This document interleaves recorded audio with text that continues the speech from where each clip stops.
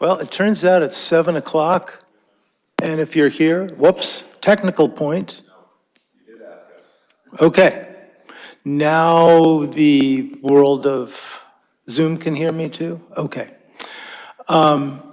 It's 7 o'clock. If you're here for the Acton Select Board, you're in the right place. This is when we start. We need a quorum to start, and all 5 of us are here, so we can call the meeting to order. The first piece of business is called resident concerns. Let me say a tiny bit about that, but go ahead and get ready to speak. The board needs to hear from the public to do our job, so we welcome comments of up to 3 minutes. Our clerk, Dean Charter, will raise a yellow piece of paper at 2 minutes and into any comments, and a red paper at 3 minutes. You're always welcome to send an email to the select board with any longer or additional information. One change, if you want, I'd encourage you to say, if in your remarks, if you'd like to hear back from the board or from town staff, or if you simply wanted to make sure that, you were heard. I've been inconsistent in getting back to people, and I apologize for that. So if you explicitly say you want to hear back, I'll do my best to make sure you hear back. That's it. So there might be resident comments.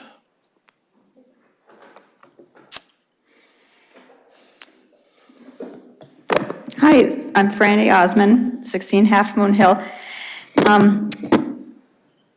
I'm here just to explain why I'm leaving all my town committees.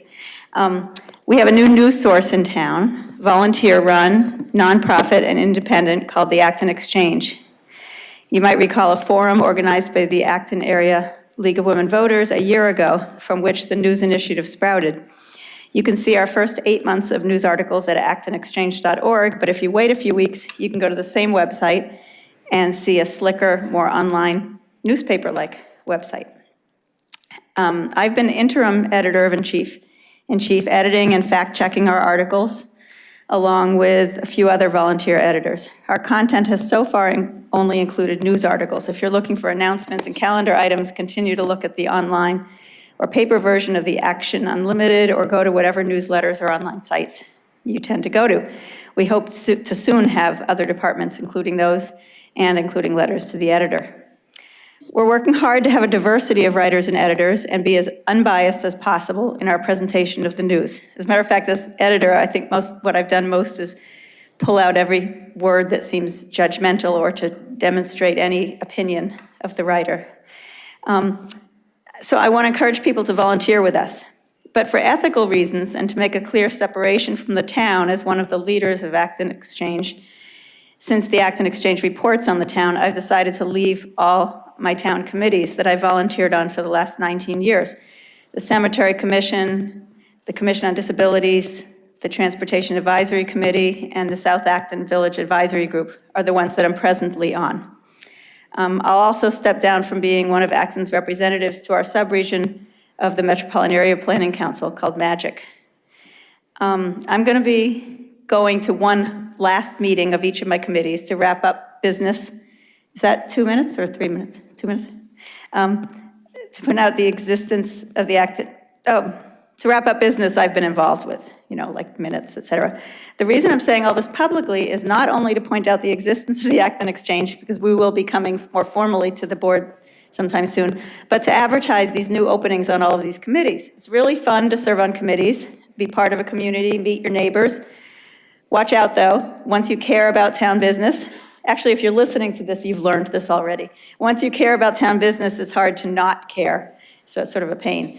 If you have an interest in issues of disability, biking, traffic, pedestrian issues, transit, or cemeteries, which covers history, social issues, and open space all in one, or if you have an itch to step out a little, write to the Volunteer Coordinating Committee at vcc@actonma.gov or call the town. So I just wanted to sort of publicly say goodbye, and it will be sad, but it also will be fun to be more focused and have just one. Not just one. I'll never be down to just one. Okay, bye. Thank you, Franny. Next. Dave Lunger, Wampanoag Drive. I want to raise a matter regarding Acton voter registrars that places the town in direct violation of multiple MGLs. 12 months ago, two voter registrars resigned, myself and Tom Beals. In Tom's resignation, he stated, quote, "I will soon take on the role of treasurer for a town committee. Under OCPF rules, I must and do hereby resign as an Acton registrar of voters." Nominated for one of these vacancies was Republican enrolled Jim Conboy. The board approved unanimously on April 3rd. 9 months later, the town clerk's office requested stipend payment tax information. Jim Conboy's intention was to be a volunteer for Acton, and seeing requests for Social Security information as an invasion of his privacy, Jim made known his desire to forego the stipend. The clerk's office saw a stipend as a necessary requirement. A month later, I was made aware of this issue with the clerk's request for another nomination. Seeing the problem revolved around volunteering and privacy, I worked the Conboy issue, talking to the Secretary of State's office, seeking registrar practices of neighbor town clerks, numerous Acton personnel, one in fact foregoing their own stipend, and was in the process of discussing the issue with Acton Human Resources. I learned that there is no statute requiring registrars be paid a stipend. Some towns have purely volunteer registrars, and a neighbor town has a mixture of paid and not paid. While the privacy and stipend issue was being worked, where I was trying to connect and get answers with many phone calls and in-person HR visits, seeking a rationale as to why the town sees a stipend as mandatory, and realizing I was just getting the runaround with non-responses.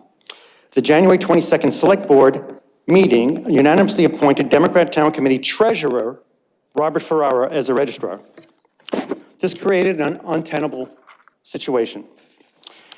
MGL 50, chapter, is this on? Yeah. MGL Chapter 55, Section 5, a member of a board of registrars of voters in any town should not serve as treasurer. Acton is now in breach of this statute with a registrar that is treasurer of a political party committee. MGL Chapter 51, Section 20 directs that vacancies, even unwarranted ones, replacement shall be of the same political party as the member whose position he has appointed to fill. Acton is in breach of this statute, replacing a Republican with a Democrat. MGL Chapter 51, Section 18. Registrars of voters shall be so appointed that the members of the board shall represent the two leading political parties. Acton is in breach of this statute, having a board of 2 unenrolled and 2 Democrat registrars with no Republican representation whatsoever. Acton is in breach of a Secretary of State guidelines in boards of registrars and election commissions. Quote, "The board must always contain as nearly as possible representatives of the 2 leading political parties as defined in Chapter 50, Section 1. The remedy that would correct these MGL violations and show respect for the privacy concerns of the affected registrar would be his reinstatement as a volunteer without stipend. This would leave in place the registrar requirements for substance, ethics, and standards of conduct policies while recognizing as unnecessary the W-4, I-9, M-4, and direct deposit rules being required of them." Dave, I'm sorry to interrupt, but that's the 3 minutes. I Okay. just wanted to verify that the email that you sent to us, Yes. does that contain all of this information? Yes. Oh, great. And would you like a response, to get a response back from the board or staff on these important issues that you've raised? A response and a correction of the situation with violation of Mass General laws. I have one last sentence. One 10 last words. sentence, go for it. Thank you in advance for implementing a prompt resolution to these matters, which is basically what you asked. Great, All right, thank you so much.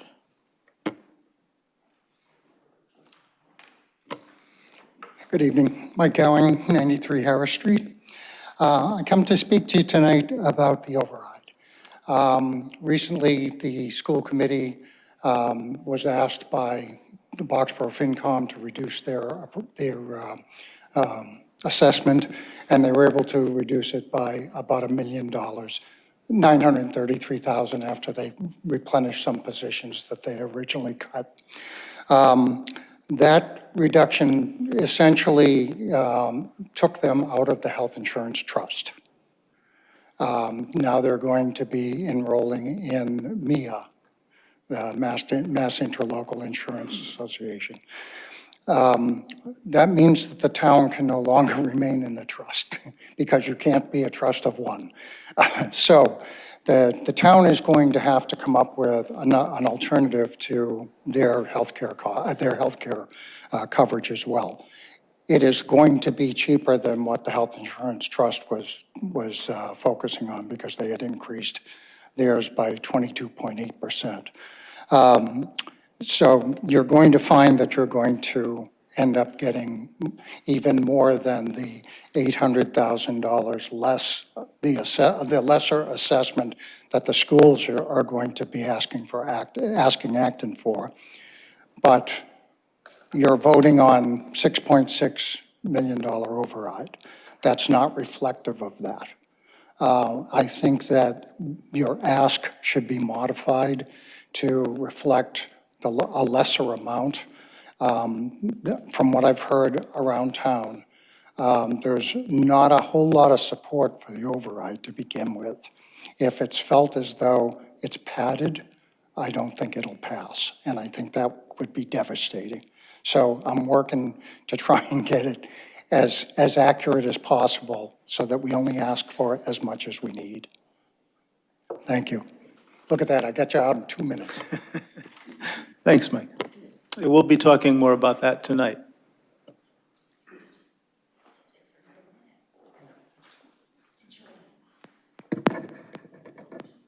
Scott Smyers, Central Street. Is this mic satisfactory? Let's see it. All right. About the override, I want to mention that topic first. There's been a lot of discussion about the schools, part of it, some about the town. A lot of people that I speak to think, the town didn't really need an override. They're just giving cover to the schools, so people will be easier to vote for. But I disagree. I think the town is on the wrong track when it comes to electric vehicle investments. The climate crisis we hear about, it's a crisis. We have to do something soon. But we also wonder, how many people that are on the select board have investment portfolios that would greatly benefit by towns across the country investing in electric cars? Is that some sort of conflict of interest? I'm not sure, but I want to bring it to your attention. More importantly, a letter signed by over 4,000 car dealerships, which have a good understanding of what's actually selling in the United States. They had to write a second letter because the Biden administration never responded to their first one that questions an all-electric fleet, all-electric cars being pushed for the year 2030, having 60% of them all allowed, being required at that time, which is completely unrealistic, especially since now they only account for about 8% of the cars that are sold. And to get up to 60% is not going to happen unless it's forced by gunpoint. So I suggest you start reconsidering your commitment. I know it's good to commit to something and stick to it, but not always, right? Not always if it's a bad investment. Once you start to commit to it and you realize maybe we shouldn't follow through with this. This is probably not a good idea. I don't know where your battery backup storage facility stands, but there are other issues with safety. All these electric vehicles are going to be parked somewhere. Will they explode? And when they catch on fire? Speaking of commitments that the towns talked about, now we don't talk about it so much. Massachusetts General Law, Title II, Chapter 23, B, Section 3, and Section 30. That is the right to shelter law in Massachusetts, where, if you remember, the authority based on that is supposed to be in that law, but if you look at that law carefully, it only applies to Massachusetts citizens. They have to be tracked individually to find out, do they have any warrants for their arrest in the state of Massachusetts? Do they have any bank accounts somewhere else with any money in them? Do they own any property? Only after they review those and keep track of them are they qualified for this. This is an illegal application of the law under Mass Housing Authority. Jamie Eldridge knows that. He's the one who contacted the town about it. He hasn't responded to me. And a nonprofit in Fitchburg called Make Opportunity Count and Jamie Eldridge are certainly making an opportunity count for themselves. They're benefiting greatly, and I think somebody's making a lot of money off of our tax dollars, our schools, and our state tax dollars too. Scott, I hate to interrupt, but that's the 3 minutes. If you want to make sure to And get, then Dave Lunger's comments right now is astounding to me, that he's telling you that you appointed the Democratic Town Committee treasurer as the registrar after all the problems that we've had in this country with voting over the past 4 years. And now you have the whole voting system is accountable to extremist Democrats, like the Democrat treasurer for the town committee, who works a lot with Jamie Eldridge, shows up when things get rough. I hate to interrupt again, but we've agreed on 3 minutes max. Did you want a response to these points from the chair or from town staff? Or was it more, or is there mostly you wanted to make sure to be heard?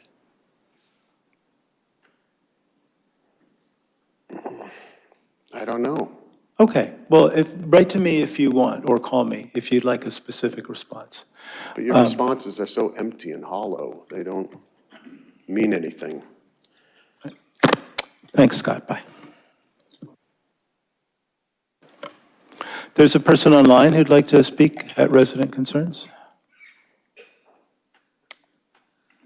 Yes, Mr. Chair, Martin Benson should be able to speak now. Hello, can you hear me? Yes, we can. Can you see our timer devices? Are you able to see the cards that Dean might raise up? I cannot, but I don't expect to speak for anywhere near 3 minutes. Okay. I don't think we'll. Great. All right, wonderful. First, at the last select board meeting, the chair took the opportunity to promote the group Together for Acton, which is working to advocate for the override. Shortly thereafter, the chair was questioned by a resident regarding whether this was appropriate, given that the select board is not a political governmental body. The chair responded by contending that he was permitted to promote the group because he was not using town resources such as email. However, this was flawed logic, as the chair made this statement into a town-owned microphone, powered by town-funded electricity, and set up by a town staff member from within town hall. While the chair was correct in his assertion that he was not using town email, he cannot factually maintain that he was not using town resources to promote this political group. Secondly, following the chair's advice, I visited Together for Acton's website. What was interesting was that Mr. Martin's listed as a member of this group. This is problematic because the town still has not finalized its A and B budget. What this illustrates is a clear conflict of interest. Mr. Martin has an obligation to the people of Acton to advocate for their needs. Instead, what we have witnessed was Mr. Martin submitting budgets to the ALG that were not voted on by the select board and which sought to predatorily penalize town residents if the override fails. It's clear that Mr. Martin is using his position of power and privilege to orchestrate budget options which are in the best interest of Together for Acton and not for the citizens of Acton. Therefore, Mr. Martin should recuse himself from the ongoing deliberations regarding the override due to this blatant conflict of interest and bias. Thank you. Thank you, Marty. Are there others online who want to speak? No? Okay. Thanks, everyone.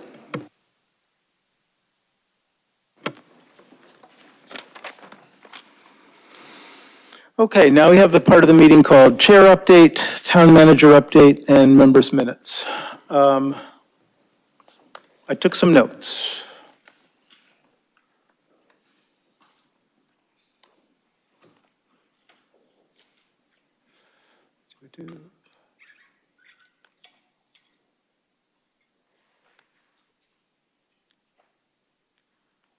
Okay, just 2 points. So I'm drafting the annual report for the Select Board. This document in the past usually doesn't include board discussion and review. I was hoping to change that this year, but my habit of waiting until the last minute has gotten in my way. I'm already working with special permission to finish after the deadline. So in lieu of formal review, I would invite my fellow board members to send any notes on things they'd like to make sure are included in the Select Board annual report to manager@actonma.gov. When I turn over my draft to the manager for edits, they will let me know if anything was sent in and if and how it might fit in. We'll do our best to accommodate any suggestions. I'm following the basic outline of my predecessors, including info on elections, town meeting, our goals, and our accomplishments. Next point. Once again, we have a long agenda. Some of these items are just finishing off work we started earlier, so I'm hoping we can get through most or all of this agenda tonight. As in the last two meetings, I'll ask the clerk to remind us the first time an agenda item completes after 10 p.m., so we can have a quick discussion then about how late we want to go and which items we want to put off or get done. Our next meeting is only in 1 week on March 4th. Town manager update. Thank you. I just wanted to announce that Bistro 30, which is the cafe at the Acton Senior Center, has been operating for a few months, but it's actually having a grand opening tomorrow, starting Wednesday, February 28th and February 29th. This is a cafe that's available at the Senior Center between 11:30 and 1:30 on both of those days. To celebrate the grand opening, there'll be some cake available that if you do buy a meal, you'll get some free cake, or maybe you can get free cake if you just show up. Either way, I encourage you to check it out. All the meals are $6. They're pretty good, and it's a really nice variety that changes every week. So check it out, Bistro 30 at 30 Sudbury Road in Acton. Thanks. Mr. Manager, can you remind me about early voting? Because I went and early voted today, but I didn't pay attention to when it's actually starting and ending and stuff, if either of you happen to know. It's all the information about early voting is on our website. We do have you can vote early in Town Hall. Today, we were available from 8 to 5, and the schedule for the rest of the weeks leading up to the actual election, or I don't have a full update, sorry. It's on the web. Okay, thanks. Maybe when David does his minute, he can tell us, because he's got it right in front of him. Thanks. Anything else in your update? No, thanks. I'm still recalibrating. Okay, welcome back. Members, Alyssa. Thank you. Ooh, gonna knock that off again. I just wanted to let the board know that the most recent Board of Health meeting, the commissioners discussed upcoming agenda items, and that included inviting in the Acton Water District and the Department of Public Works for discussion about the potential reduction of road salt and maybe even creating some low salt areas in town. So even if RAC, the Water Resources Advisory Committee, doesn't get to that because we gave them some higher priorities, that will be addressed. And the Acton Water District Commissioners approved at their January 22nd meeting a 50% rate increase across all tiers, residential, municipal, and commercial, summer and winter, all of the levels of water usage. That rate increase only applies to the usage portion of the water bill and not to the debt service. The $15 per quarter service fee will remain unchanged, and the debt fee will actually go down slightly. And I wanted to let everybody know that the Acton Water District's annual meeting is scheduled for March 20th, and that happens at the junior high, R.J. Gray Junior High on Charter Road at 6 p.m. And everybody who is a water rate payer, which is 95% of the town, is eligible to vote at that annual meeting. And the North Acton Treatment Plant, the new filters to remove PFAS, those are going to be coming online in the spring, so in the next month or two. And construction on the South and Central plants, the same PFAS removal system, will commence this summer. So that's some good news. Thanks. David? Thank you. Two school committee meetings ago, the school committee voted to ask the superintendent to reduce the A budget, which is the budget if the override passes, by about $1 million. At their most recent school committee meeting, the superintendent presented that the reduction was by almost $1 million, but also did include the savings by switching to insurance that's not HIT. Yes, Maya. And as Mr. Gowing indicates, their removal from the trust automatically dissolves the trust whenever they do it. There's a lot to work out there. The town is basically doing the same thing, and so there'll probably be information about that later in this meeting. That $1 million, by the way, was requested by ALG two ALG meetings ago.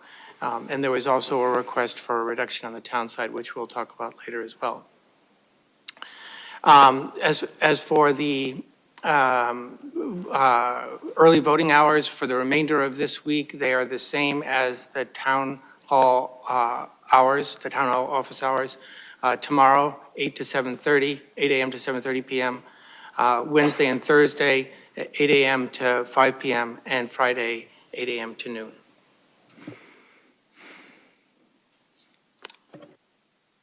Fran?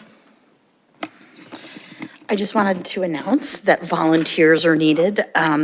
If you go to the town website, you will see that the Acton Conservation Division is teaming up with Zoo New England, and they're looking for 10 volunteers to join them March 6th at 10 a.m. to build habitats for native wood turtles. So if you go to the town website, you can check that out. It seems like it will be a fun time. Thanks, Fran. Dean? A couple of things. The Acton 250 committee is meeting actually as we speak downstairs. And hopefully they'll be approving a plan for some merchandising opportunities, some memorabilia items which will become available on a website. More to come on that based on how they vote, but that's forthcoming.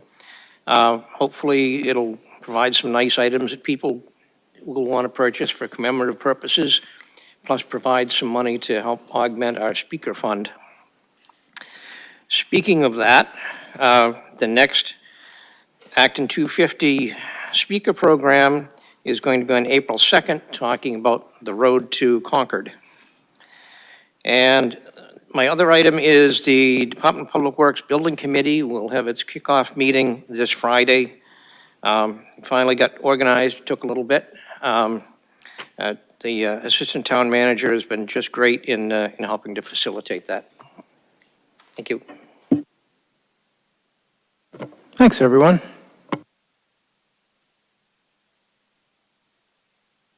Ooh, now I get to read a hearing announcement.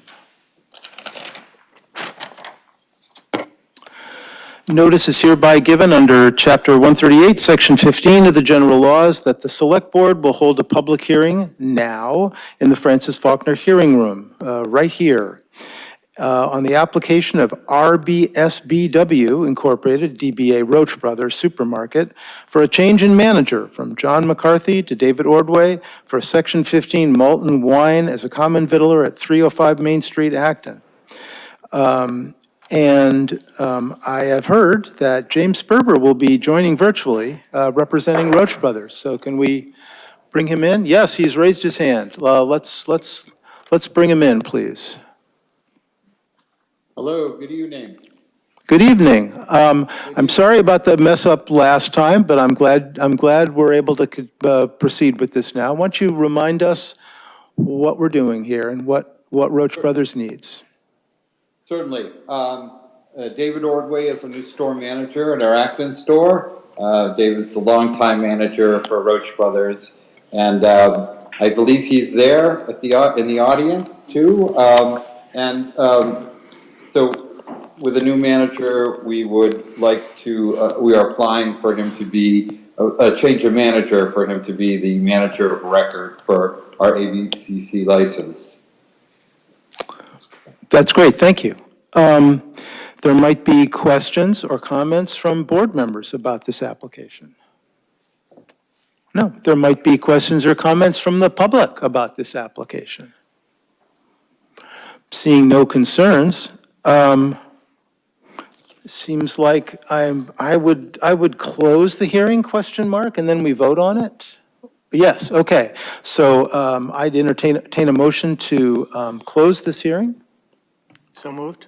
Okay, a second would be great.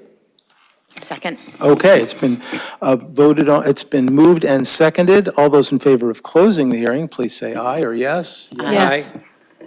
That's everybody, that's unanimous. Now we're going to move on to approving this. Would anybody like to make a motion about approving or not approving this license?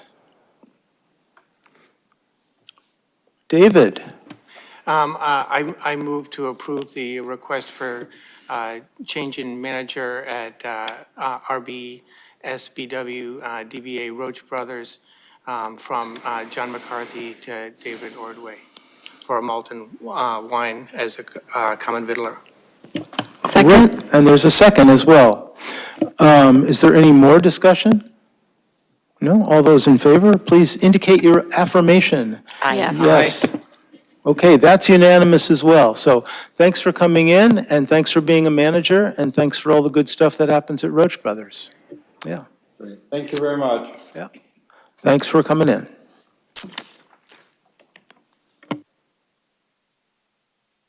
Okay, now we're on to new and special business. The first is an announcement that I'm going to let Town Manager John Mangiarotti do about the Commission on Energy Siting Infrastructure Permitting. Thank you. In the packet, there's information that I distributed to the board about the Commission on Energy Infrastructure Siting and Permitting. This is a state commission established by the governor earlier this year with a short time frame to make a recommendation to the governor for ways to make it easier for certain types of clean energy projects to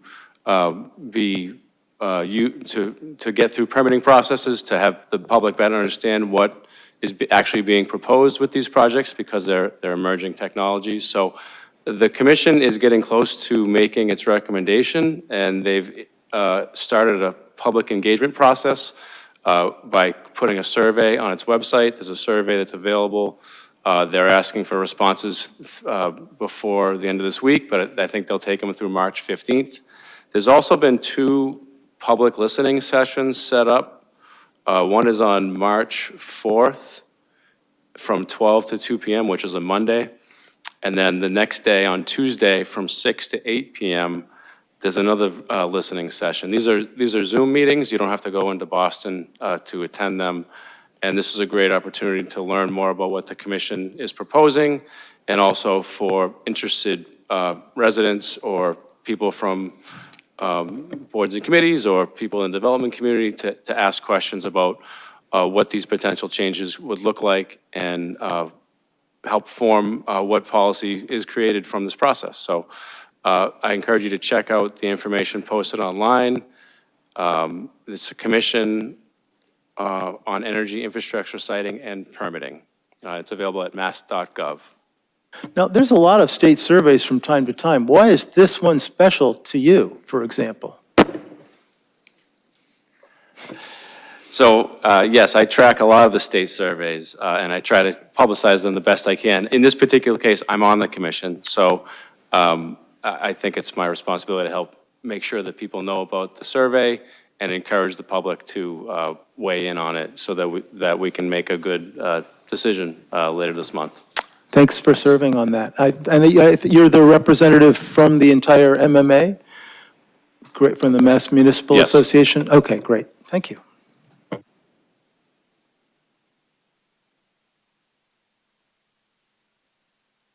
Okay, the next thing on our agenda is Acton Leadership Group update.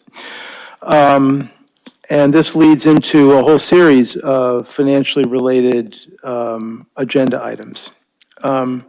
But we thought we'd start here. So, as a reminder, The ALG is the group that we've created in Acton that includes 2 representatives from the Select Board, 2 reps from the Finance Committee, 2 reps from the school committees, and staff who are full members of the ALG as well. And our job is to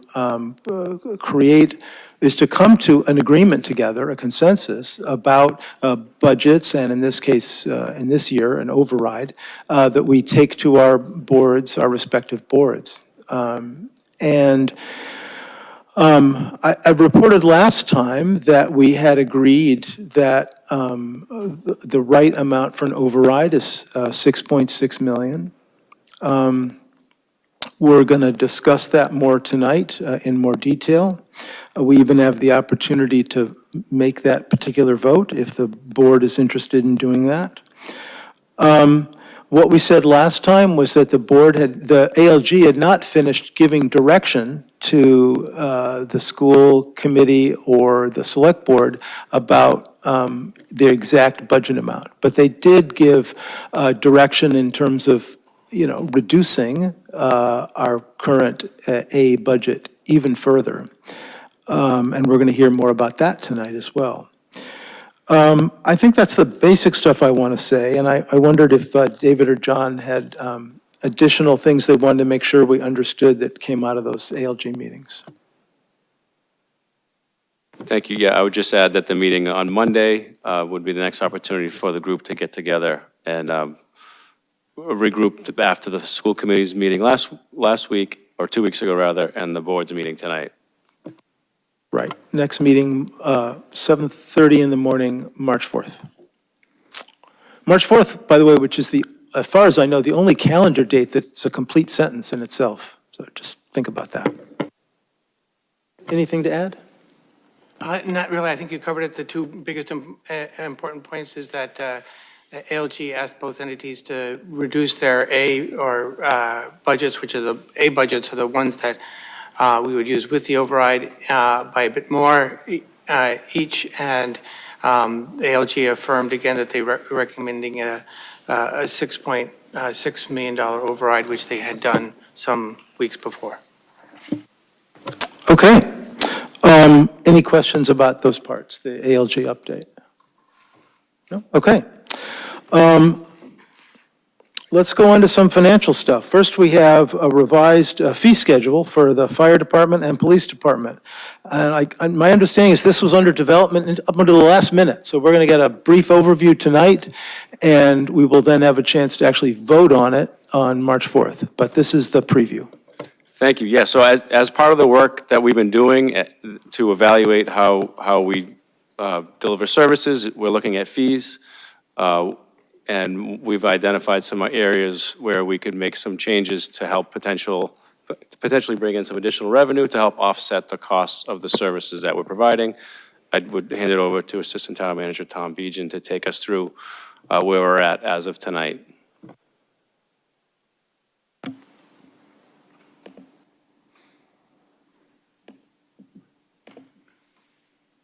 Thank you very much. I skipped ahead already.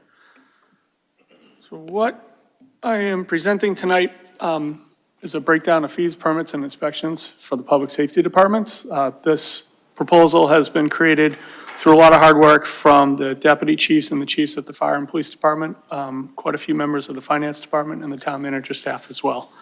Tom, I hate to interrupt, but Sure. I've been, for months, John has been trying to encourage me to speak closer to the microphone. And I'm going to have you do the same thing, because you have one of those pleasant, quiet voices. And we'll want to be able to make sure that everybody can hear. Thanks. Absolutely. Is this a little bit better? Excellent. Thank you very much. So this all started, well, this has been going on for a little bit, but the first phase, I'll call it, was January 22nd, where the board voted to approve proposed increases to ambulance fees. Since then, there's been multiple meetings with police and fire chiefs, as well as the finance department and town manager's office. We've been researching and analyzing the current fee schedule. We found that the current fee schedule in quite a few areas have not been updated in almost 15 years. Additionally, and I'm sure you can imagine, that because of that, these fees were not in line with other communities. Most notably Concord and Littleton drove some of the recommendations that you'll see in the presentation. Additionally, we found that the town does not assess a fee for some of the permits and services that it provides. And we did find inconsistencies in how the fees are set and administered. Some are set by the select board, some are rolled into the town bylaws requiring a vote by town meeting. But we'll touch on those in a little bit. And kind of jumping ahead to the payoff here, the benefit to these changes, we do estimate that the impact of accepting these changes will result in roughly or approximately $60,000 in additional revenue on a year-by-year basis. So for the police department, there's four fees that we'd like to focus on. The first one is police car detail. Currently, it is billed at $10 an hour plus the overtime cost or the detail cost for the police officer. What we're recommending is a change to $25 per hour plus the cost of the officer.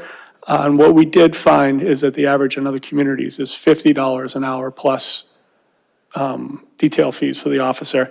We feel that this recommendation will gradually allow us to get up to that $50 amount without shocking anybody that does utilize these services. I would anticipate that after a year or so, we'll come forward with another recommendation on increasing this fee to mirror the communities that surround us. The next one is solicitation permits. Currently, we charge $10. We found that neighboring communities typically charge $50 for permit, and the permits are typically good for $60 a day. And a quick clarification with this is people going door to door, knocking, selling stuff, or providing information about a service that they support. This particular one requires a bylaw change at town meeting. The next one are security false alarm police responses. We do not charge any fee for this. This service does incur a cost to the town for that response. What we're recommending is a $50 fee for residential and a $100 fee for commercial. We did find that there were 431 false alarms in 2023. And I do want to note and emphasize that this is for false alarms only. The police and the fire department will be responding to all alarms, but we're just looking to incur costs that's associated with these false alarms. And the last one is license to carry a permit. Currently, we do not charge any fees. Our proposal is $25. This is a new fee, and this would be in line with surrounding communities as well. Now, going into fire, you'll see a lot of the fees are $25 currently, and the ones that are marked as $50, I'm just going to skip over as you can see them on the screen. I'm going to highlight a couple ones that need a little bit more explaining. The first one is smoke detector installation and re-inspections. Current fee is $50 per residential unit. 5+ units is a flat fee of $500. What we're proposing, and this reflects what other communities do as well, is a $50 fee for single-family residential units. 2 families would be $100. 3 to 6 units would be $150, and 6+ units would be $500. The oil burner is the next one on this schedule, and it needs a little explaining. The current fee is $25. What we're recommending is to separate that out between residential and commercial, where residential would be $50 and commercial would be $100. And then there's 2 on this slide as well that are not following the trend of $25 to $50. The first one is sprinkler installation and repairs. We currently charge $25, and we're recommending splitting these out for $50 residential and $100 for commercial. And I do want to note that the sprinkler installation and repair refers to both wet units and dry units. The next one are energy storage systems. We currently charge $25, and right now on the fee schedule, it's listed as Tesla systems, so we're going to remove that wording as well. We don't want to show any favoritism. Then our recommendation is $50 per energy-powered system or $200 per bulk energy system. The 3 at the bottom are brand new fees that we're proposing. The first one is dumpster permit, and this would be for 6 yards and over. So if you're renovating a home or building a brand new facility and you have dumpsters that are located on site, this would be a $50 charge for the dumpsters. The state doesn't inspect these, does allow the municipality to perform inspections. This would be a cost that would be carried to the permit holder or puller through the building department and then be recategorized as revenue for the fire department. The next one is open air burning permit. We're currently in open air burning permit season. We do not charge right now for that fee, and what we're proposing to charge is $20 beginning January 1st of next year to allow us to get through this entire burning permit without dropping a new fee on anybody. And that $20 is relatively in line with the surrounding communities as well. And the next one is 21E hazardous materials permit. We do not charge for anything, any fee for that permit. What we're proposing is a $50 fee for that permit. And the last item, these 5 items, is a blasting permit, which would be dynamite blasting. We do not charge anything now. $50 is the proposed amount. 304 liquor establishments. This is a yearly inspection of restaurants. We're proposing a $50 per visit. If they're unable to pass the first permit inspection and you have to revisit, we would charge an additional $50. Diesel-powered portable heaters at $50 proposal. The fourth one is an H2A agricultural permit. This is specifically for living quarters, and that proposal is $50. The final one is camp inspections, which we do not charge now, and the proposed fee would be $50 per inspection. Again, the estimated impact of the following fee, or the above fee changes, is approximately $60,000 in additional revenue. And the next steps, as we discussed before, we would like to come back at your next meeting on March 4th.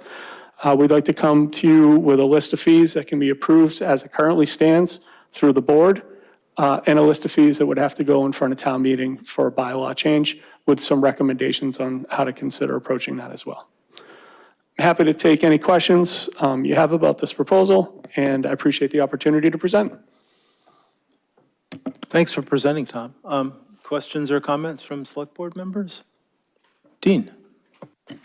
Yeah, thank you, Tom. Couple of questions. The license to carry, $25.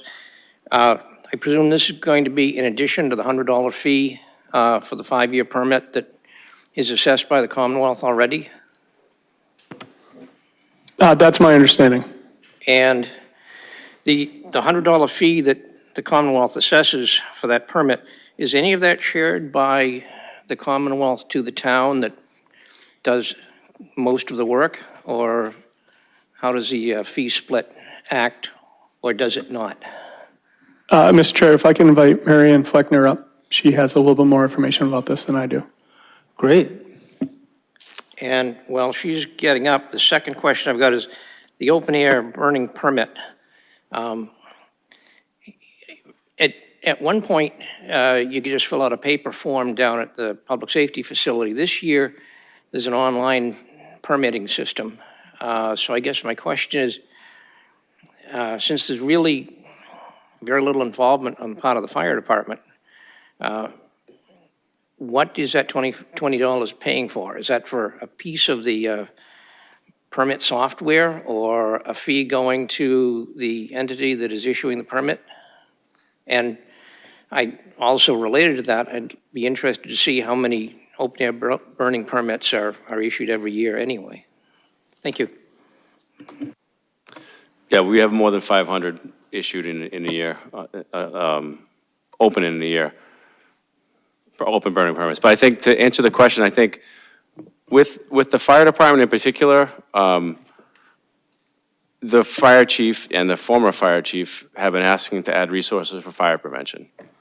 And that's not something that we've been able to fit in the budgets. And so all those fees that Tom and that we've all been looking at are related to fire prevention activities. So whether it's resources to provide fire prevention support for a specific open air burning permit, or just general training and education to the community about ways to safely do open air burning, this funding would help provide resources to do more of that. We do a good job, but we'd like to do more. And we see that because the request to add a fire prevention officer keeps falling off the list of things we can afford, we're looking at other ways to try to build resources to bring something like that to the community. So whether $20 is the right number, we don't know. I mean, I think we don't want to discourage people from filing it, because it's important for us to know where these things are happening so that it helps with our response. But all these fees are, you know, the reason that we're doing this in a two-step process is to get feedback from you all tonight before we formally ask you to approve them. So thank you for the questions. And I think Mary Ann has an answer on the license to carry. So in regards to the license to carry fee, it is governed by the Commonwealth, and so it's our understanding that the executive office has the $100 fee, which is currently set through general laws. The town is allowed to keep $25 of that $100. The state retains $75. Okay, and just a clarification for the, is that a $25 fee for the first permit, or is that going to be assessed every time the permit is renewed, which would be every 5 years?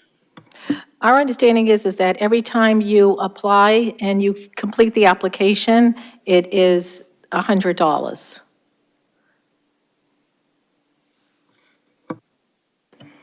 Okay, so that's true. Presently, it's $100. So would this also be applied as well, every time you renew every 5 years? I'm sorry, I apologize, as So- well? So with this additional $25, so the new permit fee essentially would be $125 per reissue.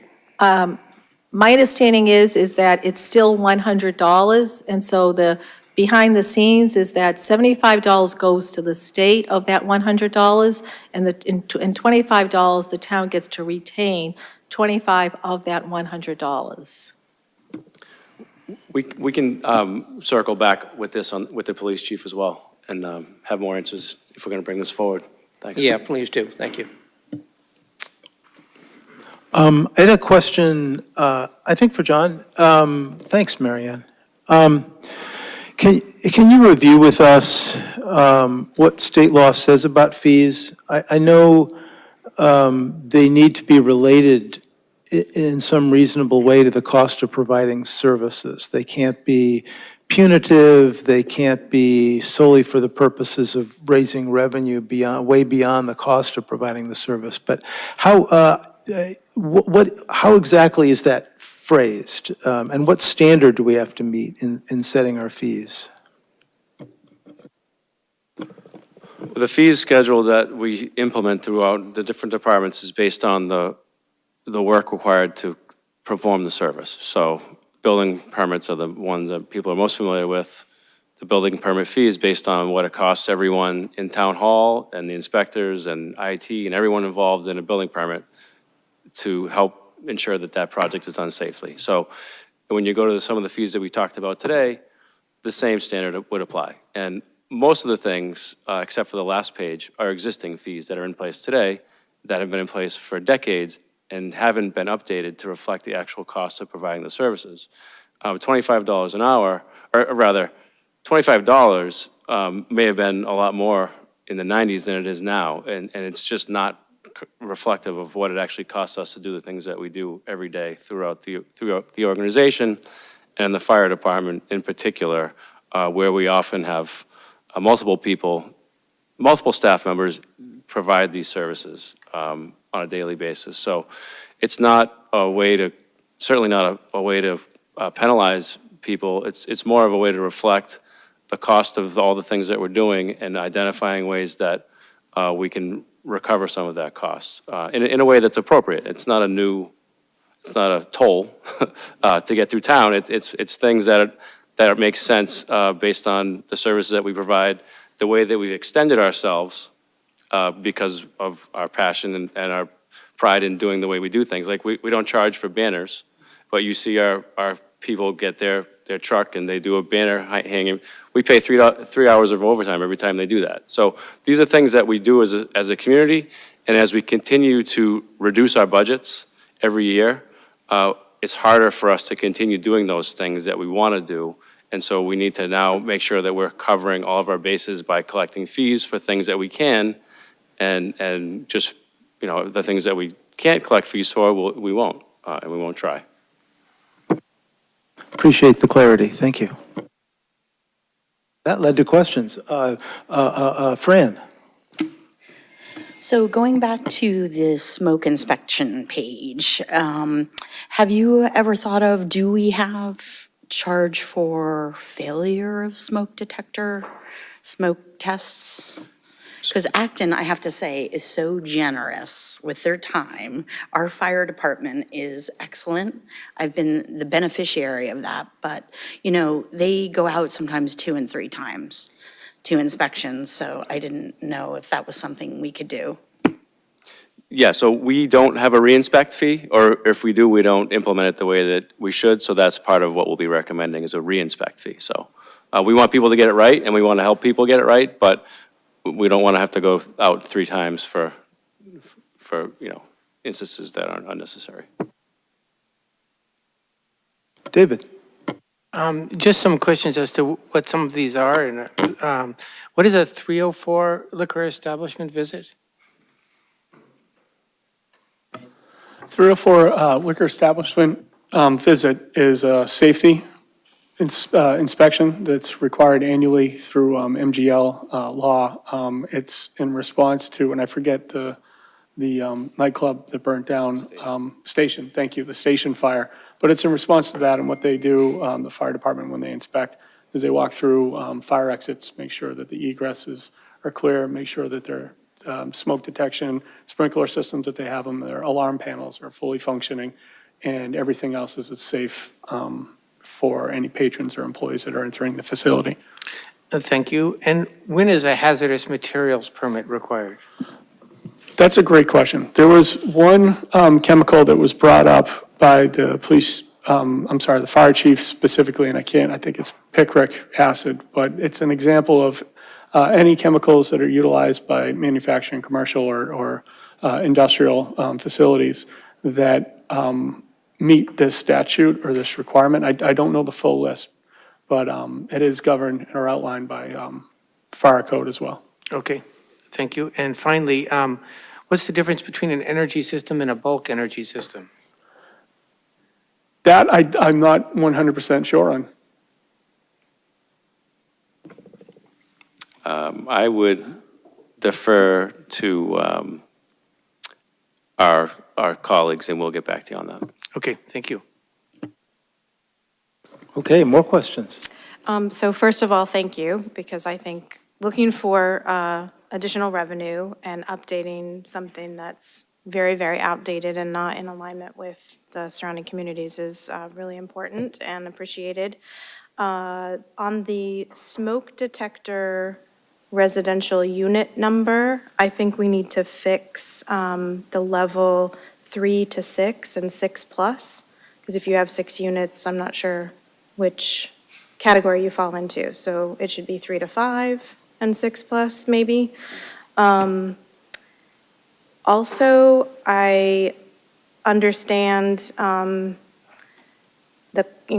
costs that are incurred from providing these services. Makes a lot of sense for a lot of inspections, but I agree with Dean that the open air burning is not a really clear cost that is incurred by the town, and also the dumpster placement. I don't see what kind of cost would be incurred by the town. So those two, I'm not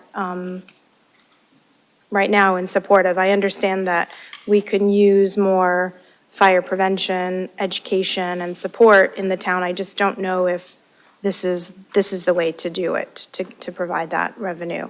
I do think we should be charging people for that 3 hours of overtime that it costs to hang a banner across Main Street. I didn't realize that we didn't charge that to folks, because it's an incredible marketing tool for organizations. And the last thing that I wanted to say is, I wonder if you can help everyone understand what solicitation is, because I know that there's often misunderstanding among the residents about what's considered solicitation and what you need to have a permit for. I think that would help clarify for people so that they understand when folks are knocking on their door, when they do or do not need to have some sort of piece of paper from the town.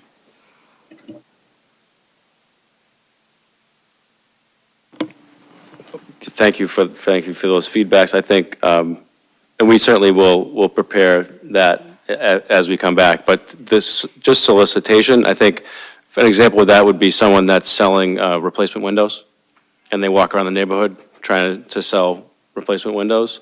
They should have a badge that says they checked in with the Acton Police Department and they have a solicitation permit. And so that's what that is. And it could be that, or it could be someone that's, doing some other door-to-door type of thing that probably was more common before, but people still do it. And the police department checks them, vets them in a certain way, and ensures that they're okay. And so that's what that fee is. And it's currently $10, and I think that hasn't been updated in a long time. And I think our neighboring communities charge more. So just to follow up on that, if I were, with Mass Save, doing audits, it's free, I'm not charging anything, or if I'm with Jehovah's Witness and I'm selling Jesus, what exactly, I just think that information would be really useful, because it's really easy to get confused about what's permitted and what you need to have checked in with the police chief before you go around knocking door to door. Because I know that some things are legally protected rights, like it's a legally protected right to canvass before an election. And one of the reasons for this is that we get, and the 9 dispatch gets a lot of calls when people are walking around the neighborhoods. And so it's a much more efficient way of managing that, to say, did they have a inspection, do they have a solicitation badge? But we will provide a more of an overview of the entire program and its requirements at the next meeting. So thank you for that feedback. Fran? Can I just ask one question for the ag permit? What is that? Elaborate on that. Living quarters? Absolutely. Looking at my notes. So we do not currently have a fee in place for this. These are workers' living quarters for agricultural facilities. There's not many inside of the town, but it's something that we've carried in the bylaws for quite some time. You're welcome.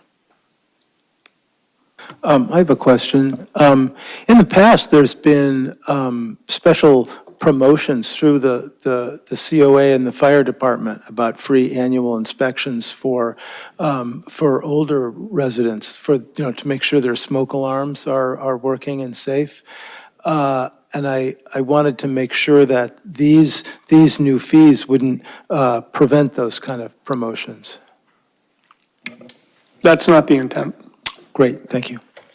Thank you for mentioning that. I'd like to give a shout out to our fire chief, who we were understood that someone needed their batteries changed, and she went out right away and took care of it for someone for that particular instance. So we're happy to provide that service. That's not what these fees are about.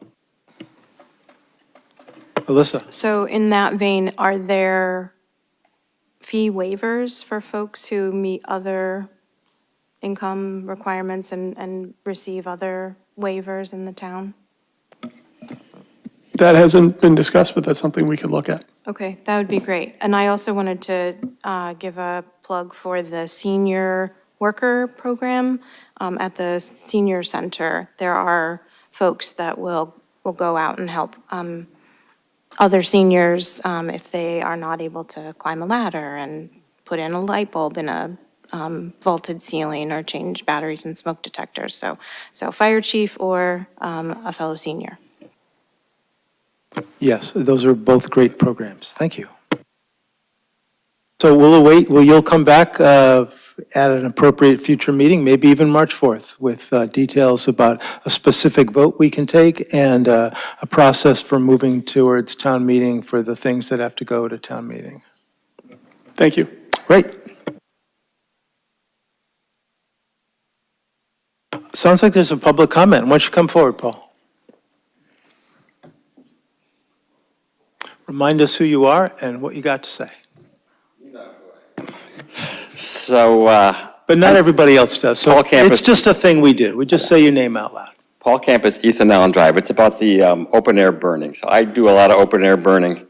And it seems to me, as the town has no responsibility to do anything, the real purpose of getting the permit is when you go in and you read the instructions about what you should do and what you shouldn't do. Because it says, don't start after this time, don't end after this time, make sure you got a hose, make sure you're 100 feet, all this is good stuff that you forget every year. So I think if you had a fee for it, it might be a disincentive for people to get the permit and read the instructions, which actually would save the town money by having fewer fires. Thank you. Thank you. On a related note, there are times when my neighbors need to do open-air burning, and we pay attention to the law that allows people to prepare food without getting an open-air permit. So the use of marshmallows is very important. Hey, there might be additional public comment. Yes, I agree that there shouldn't be a permit for burning. I don't think that's a good idea. But the solicitation one has me particularly concerned. I mean, what about the Cub Scouts and the Boy Scouts and the Girl Scouts that go door to door trying to sell things or trying to get you to ask them to pick up your Christmas tree, you know, whatever they're doing for charity? Is there going to be an exemption for that, or do you got to jump through a hoop? So I discourage that particular. I don't like fees. I think we got enough we're paying for in this town. So the less fees, the better. The license to carry one sounded quite clear that it's already thought out. You get $25 for the state, $75 to the state, $25 to the town every time, and then we're saying, oh, let's get another $25 to the town. That just sounds like you're going after people that you're persecuting people who want to defend themselves with their Second Amendment rights. Thank you. Thanks, Scott. Are we done with that particular item? Okay. I do a very bad job of guessing what items are going to take more time or what times are going to take less time, but that was a surprise. But, you know, fees, people care a lot about fees, so I get it now. Now we have adopting the FY 2025 A and B budgets and transmit to Finance Committee. And this is a presentation by John and some discussion on the part of the board.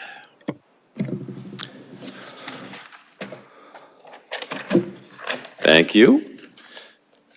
This is the 8th budget presentation that I'm making during this budget season. I think each one it's been helpful as we work through the challenges that we're facing leading into FY 25. So the presentation tonight is the revised fiscal year 2025 A and B budgets. So as mentioned in the previous agenda item, the Acton Leadership Group is meeting on Monday, March 4th. The goal is to continue work towards developing an ALG plan that would go to town meeting. The current plan is to have a $6.6 million additional revenue from an override as part of an A plan, and then a B plan that has no additional revenue as part of it. And so I'll go through some information about that. And the most important thing that was mentioned earlier is health insurance. Or not the most important, but a very important thing. As you all know, we had a major increase in our health insurance costs this year because of some very high claim activity and our limited pool size, which gives us a much greater exposure to these type of things. And so we have taken some controls to try to return enough money to cover that deficit this year. As a placeholder, which hopefully we won't need, but as a placeholder, we're looking at a potentially $400,000 transfer at town meeting from free cash to backfill as needed. Again, I will continue to monitor that closely. We're doing year-end check-ins right now, and we'll get a better sense in a few weeks whether that's needed or not. We've also engaged in a collective bargaining process with our employee unions to change to a new health plan starting July 1st, which is a lot of work. It's something that usually takes months, and we've done it in weeks, or week. I mean, I don't know, maybe a couple weeks. But I think it's a go. I think we're gonna get the support we need from the employees. They're all been very helpful. The good news is that we can change to July 1st and have immediate savings in FY '25. There will be costs that we need to incur because our retirees can't go over until the end of the calendar year. And so while we're projecting that we'd save approximately $380,000 in fiscal year '25, we're not going to be able to use all of that savings because we need to reserve some of that to pay for ongoing costs from the transition from our current plans. So as I mentioned, we've done several presentations, and this is one of the last ones that I hope to be making before the board formally transmits to the Finance Committee, which I'll ask you to do later. The overview of the budgets, the A budget, the one that we talked about, which accounts for additional revenue. Even though that's asking for additional revenue, we're still reducing in that budget several things from what we presented as level services needs.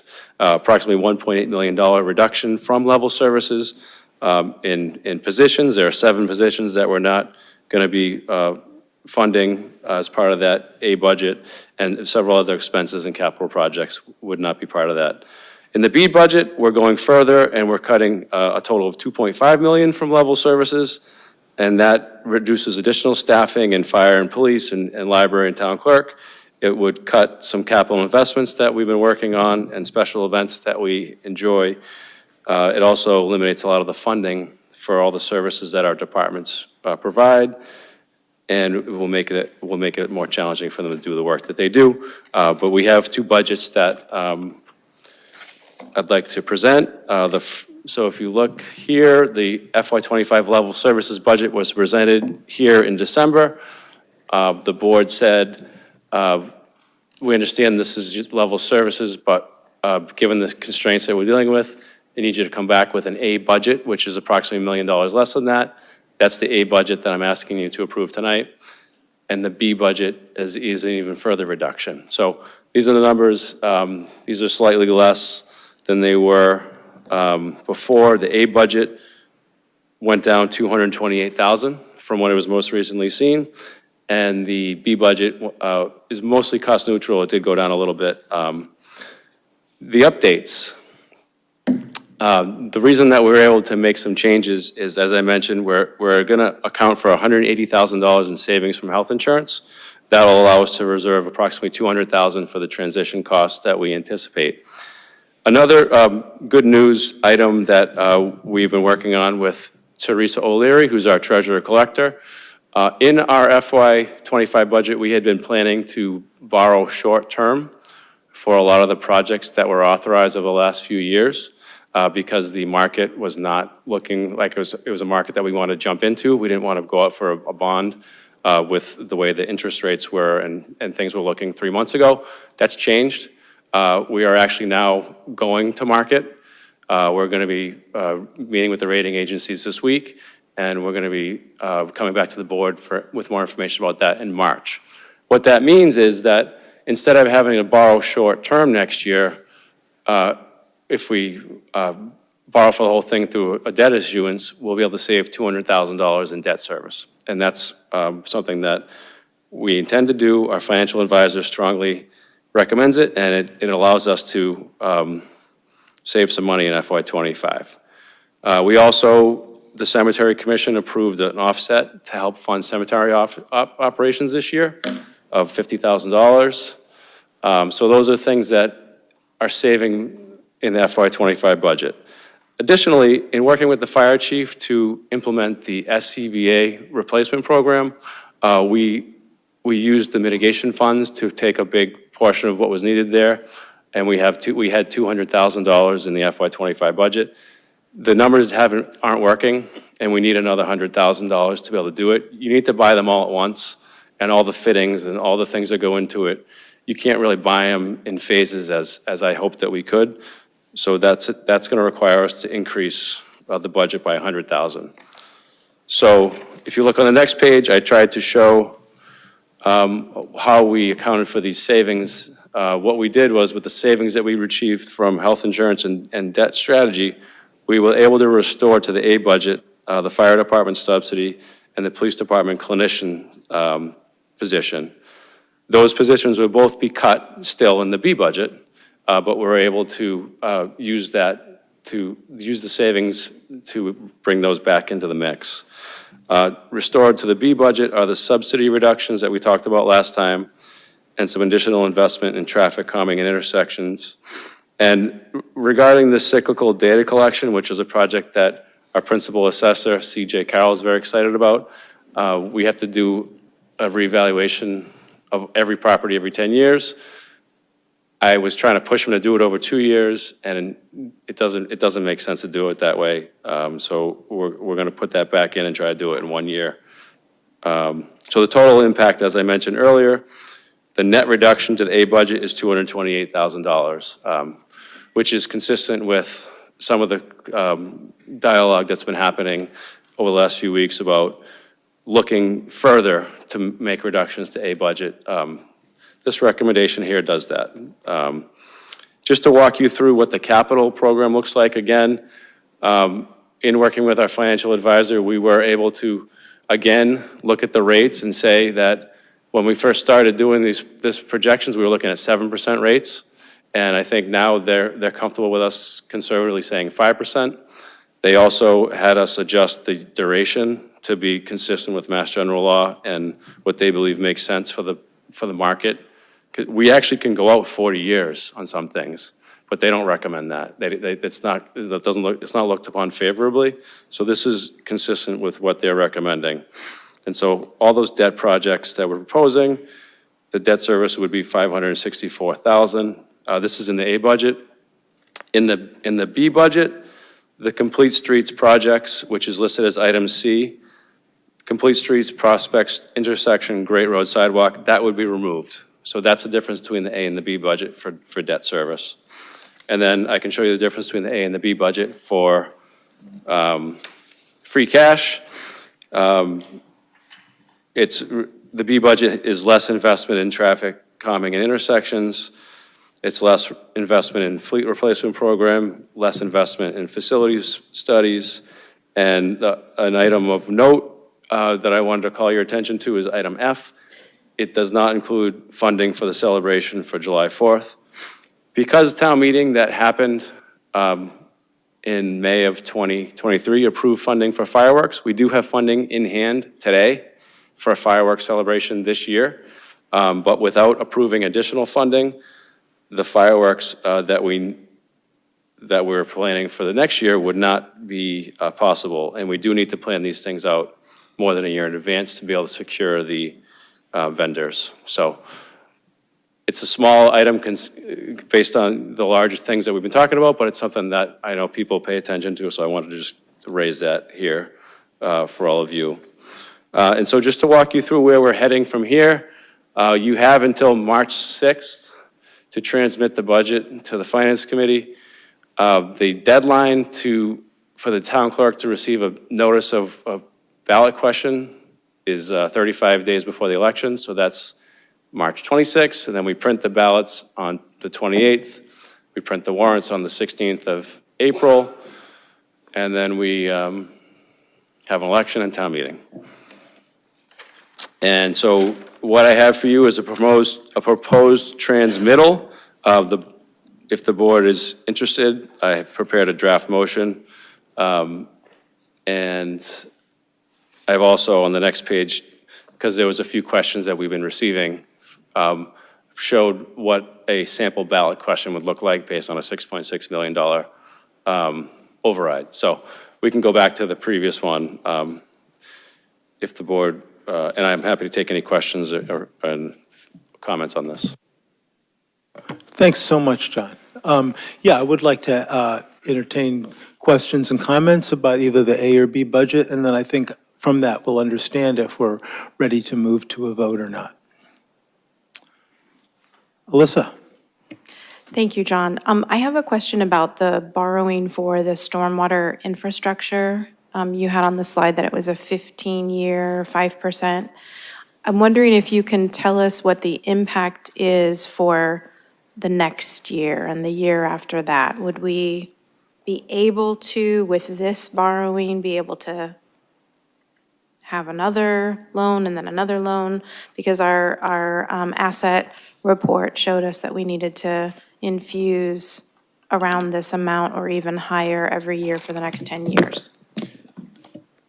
So the capital plan does account for the need for that, but the capital plan has several needs that we're not able to fund. So to answer your question, this would only get us $800,000 next year, or in FY '25. It would not, we'd have to ask and then reprioritize in FY '26 whether that 800,000 makes the short list, given the resources we have available in FY '26, and we have to do that for the next 8 years of that 10-year plan.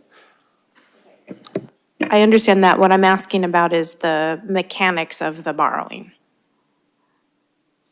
If there's any issue with adding on additional borrowing for this item, can you like roll it into the existing loan and extend it?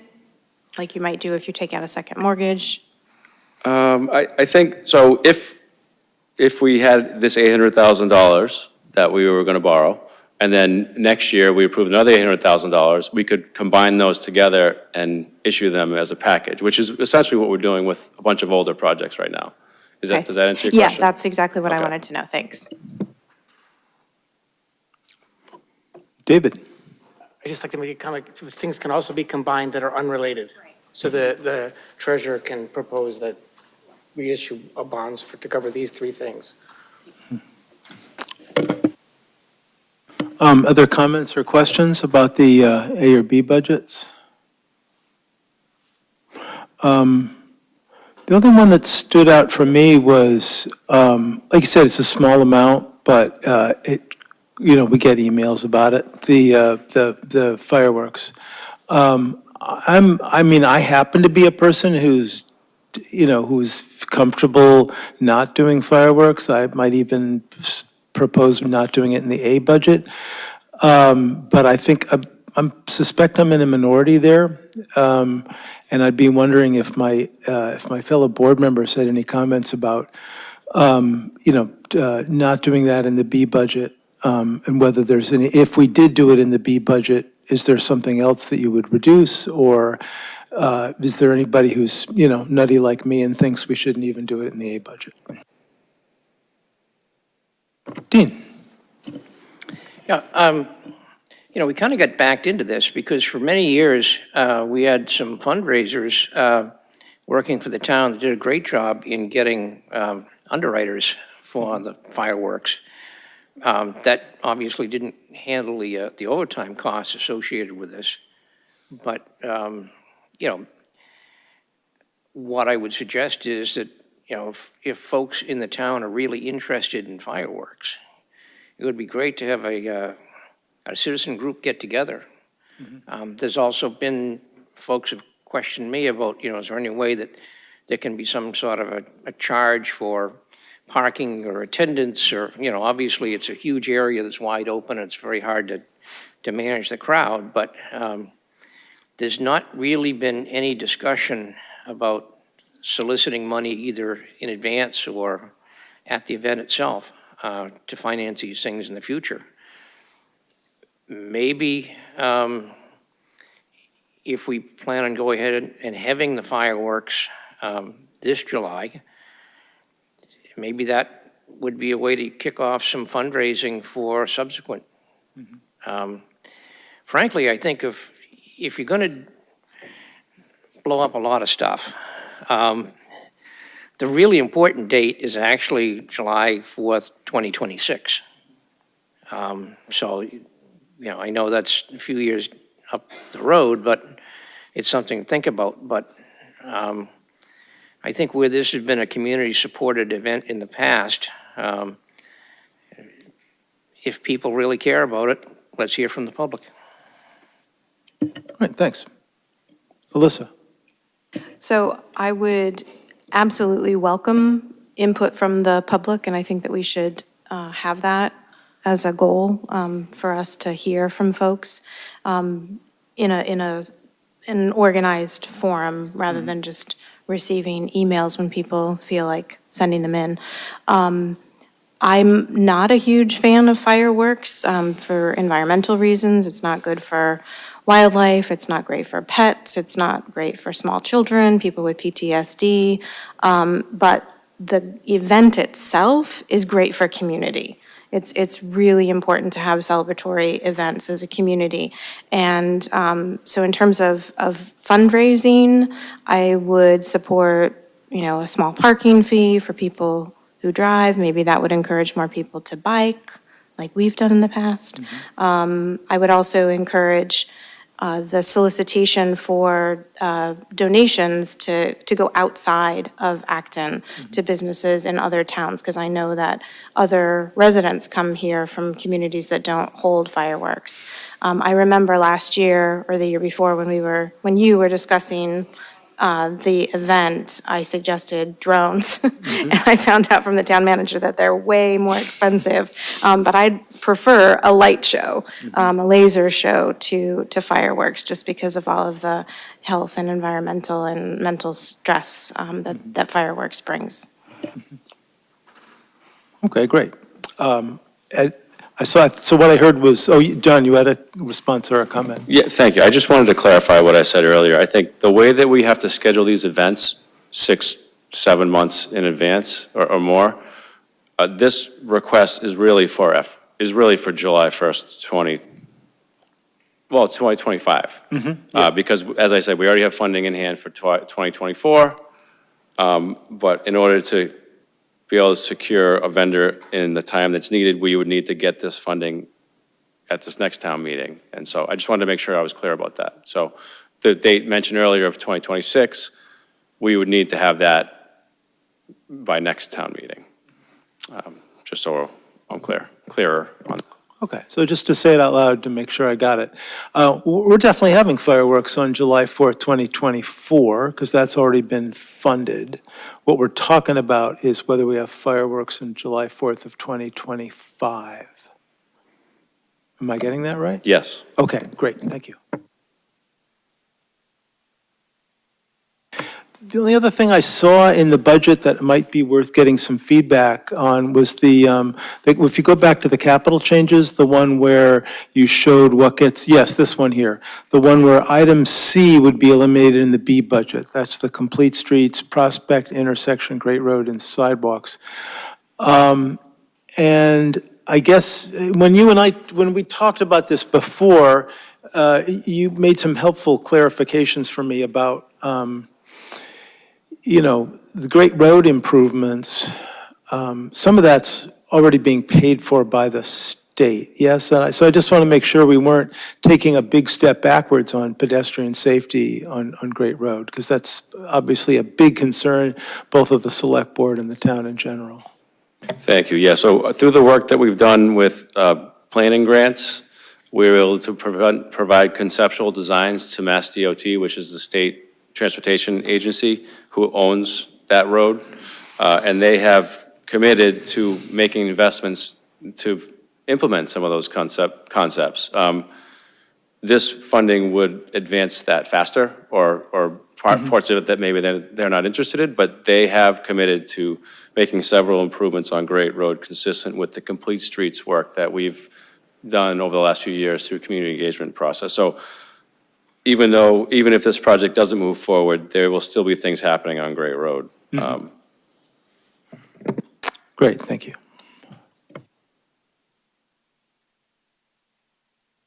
Any other questions or comments on this A and B budget? I didn't hear a lot of changes, so I'm wondering if we should be moving to considering transmitting it. I saw Alyssa, and then I saw David. Yeah, I just wanted to take the opportunity to give a little bit of airtime. We heard from a couple of residents tonight, but also many residents over the past few months. These two budgets do not represent level services. So I know that a lot of folks are asking us to bring it down. It's been brought down. And I think somebody tonight suggested that it was padded, and maybe we might want to reconsider this $6.6 million figure. But that takes us outside of the Acton Leadership Group process, which is a process that we have in place, we've had in place for many, many years, and I don't think this is the moment to subvert that. I know that there is time, and there's going to be a meeting next Monday, right before our meeting, and so there is time to maybe change, it brings forward some more changes. But just to give folks who are listening, and a reminder to us of the magnitude of the reductions that have already been made between the town and the school district, we've already reduced from level services approximately, roughly, $4.5 million. So, folks are asking for compromises, asking for reductions. We are listening, we are hearing, we are all taxpayers. Nobody wants our taxes to go up more than they absolutely have to. So I just want to make sure that that is spoken as many times as possible. David? Yeah, I just wanted to thank the town manager for all the work on the 99 presentations he's given us so far. And the reductions that have been made, we asked, based on the ALG request, for him to reduce by $1 million from level services, and he originally had 1.4 million, and then 1.5, and now 1.8, and so that's a really dramatic reduction, and I think all of us are very thankful for the work on that. Yeah, and I wanted to say a little bit of something because it's related to the next questions we have about the relationship between these budget reductions, a potential override, and taxes. So in the ALG group, when we agreed on recommending an override of 6.6 million, we then continued to ask the entities to reduce their budgets, which, the town manager has now delivered to us a lower A budget, and the schools have done the same. And the question is, where do those savings go? So here's what happens, at least according to the conversations in ALG, is that the fact that the budgets are less than what's required, what would be allowed under that 6.6 million, is that the savings would become untaxed levy capacity. So the budgets that we bring forward to town meeting would only be these new A budgets. The extra, few $100,000 would be not taxed in this current year, would be available for taxing in future years if we need it. There's a lot of unknowns about what happens in future years. It may be that there'll be additional savings. I mean, you've spoken about being very cautious about accounting for the health insurance savings, and I think that's entirely appropriate. It could be that even more of those will be realized, and we won't need that capacity, that untaxed levy, for quite a while. Or on the other hand, it could be that inflation goes back up again, and, we're going to need it.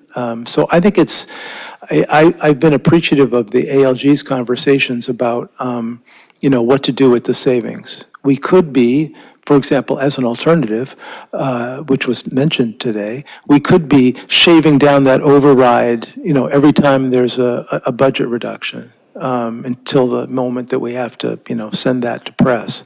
But instead, what we're doing is, at least the plan so far, is to stick with that 6.6 million. And if the towns are able to save money, we won't tax in the upcoming year for that money. It remains as something we could tax if we need to in future years.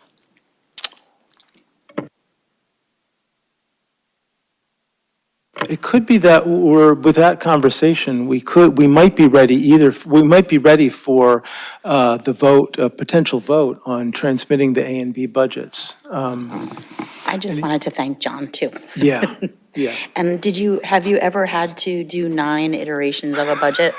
I think that's indication enough of. Thank you. One of the side advantages of transmitting this budget is that there will be no more budgets because it's already been transmitted. But Any thoughts on whether we want to proceed with transmittal? As John said, and as John showed in his schedule, we do have more time. We could wait to transmit on the 4th, but we don't need to if we're ready. Thoughts? I would be happy to make that motion. Cool, let's make that motion and then we can discuss it. I move that the Select Board adopt the recommended fiscal year 2025 A and B budgets as shown on the town manager's presentation, and to transmit these budgets to the Finance Committee. There might be a second for that. Second. Okay, thank you. Now, we're considering making a decision, so I just want to make sure there wasn't comments from the public about this. Is there anybody online who suddenly raised their hand? No, okay. Are there any additional comments or questions or statements from members of the board? No, okay. All those in favor, please indicate that. Aye. That's unanimous. So we've done an important step in the budget process to transmit these budgets as presented to the Finance Committee, and that's all we had to do was say yes. So it was John and his staff who had to do all the work. So really appreciate it.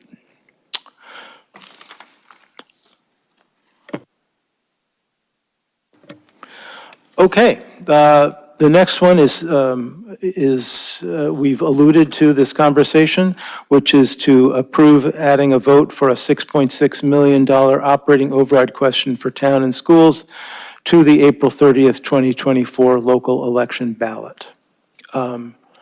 We've done some, sort of opening conversation about this, noting that, this has been the recommendation of the ALG. We have heard both tonight in public comment and in letters from individuals on the Finance Committee that we consider reducing that amount now that the budgets have been reduced. So we have an opportunity to discuss about whether we want to proceed, and we might have more background information from Select Board, from either David or John about this question.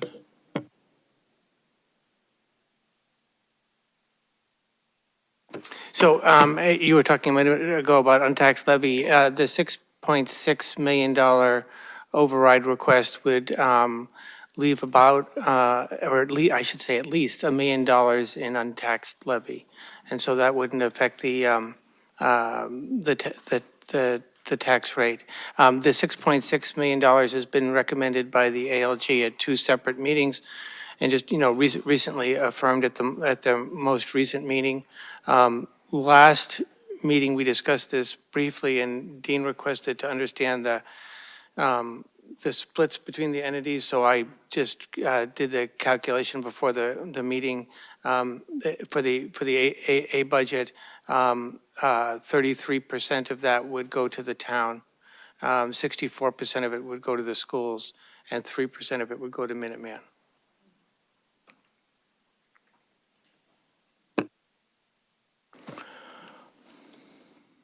And Dean, I just wanted to affirm that that was the information you were looking for? Yes, that's exactly what I was looking for. Thank you. Good, good.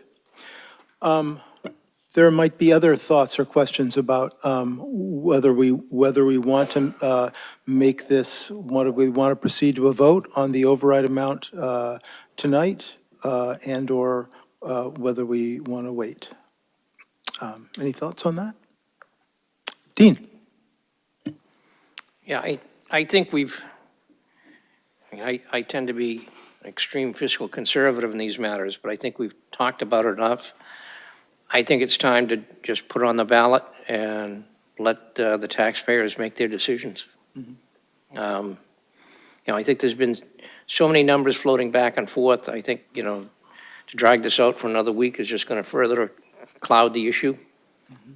So I'd be in favor of just putting it on the ballot, and everybody can make their own decisions. Mm-hmm. Other thoughts? Well, that suggests we might be ready to make a motion. I'm also in favor of adhering to the ALG recommendation. I think the small amount of untaxed levy, so we've done a lot of work, especially at urging by certain members of the Finance Committee to do two things: make the tax increase this year as small as possible, and to even out the tax increase across a couple of 2 or 3 years. The untaxed levy allows us to a little bit more flexibility in doing that. One of the things the Finance Committee recommended was that we use as much free cash as possible in the A budget. We've increased the amount of free cash use. We might be able to do it a little bit more. The Finance Committee has said that they kind of view that as a loan, but we need to kind of pay that back in a future year. So anyway, I think it's, we've done a lot of work, especially in ALG. Well, we've done a lot of work in ALG to come up with this amount, and both entities have done a lot of work in the budgets. And so I think it's a good number. It's down by everyone's original requests. We were originally talking override numbers higher, and so there's been a lot of good work. Yeah, I remember when we started talking about this, you were talking about, a $9.8 million override, or even, we knew we it had to be less than 10 million, but it was still hard to see how to reduce it. And, and now we've done the work, or our staffs have done the work. David? So I just want to be clear that when we were talking about a $9.8 million override, there was a much larger amount of untaxed levy, right? So we had almost $3 million, I think, of untaxed levy.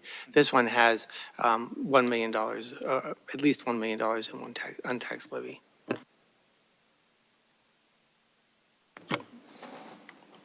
Alyssa? Thanks. So I was online for the most recent Acton Leadership Group meeting, and I'm wondering if this agenda item is the appropriate time to discuss what David just brought up, which is spending down free cash a little bit more, because my impression was that the ALG members wanted to hear what the thoughts were of this board before their next meeting, which is before our next meeting. Great, I'd be very open to having us have a discussion about that. David, maybe you can start us in on that? So yes, in general, we want to use, so free cash is inherently one-time money.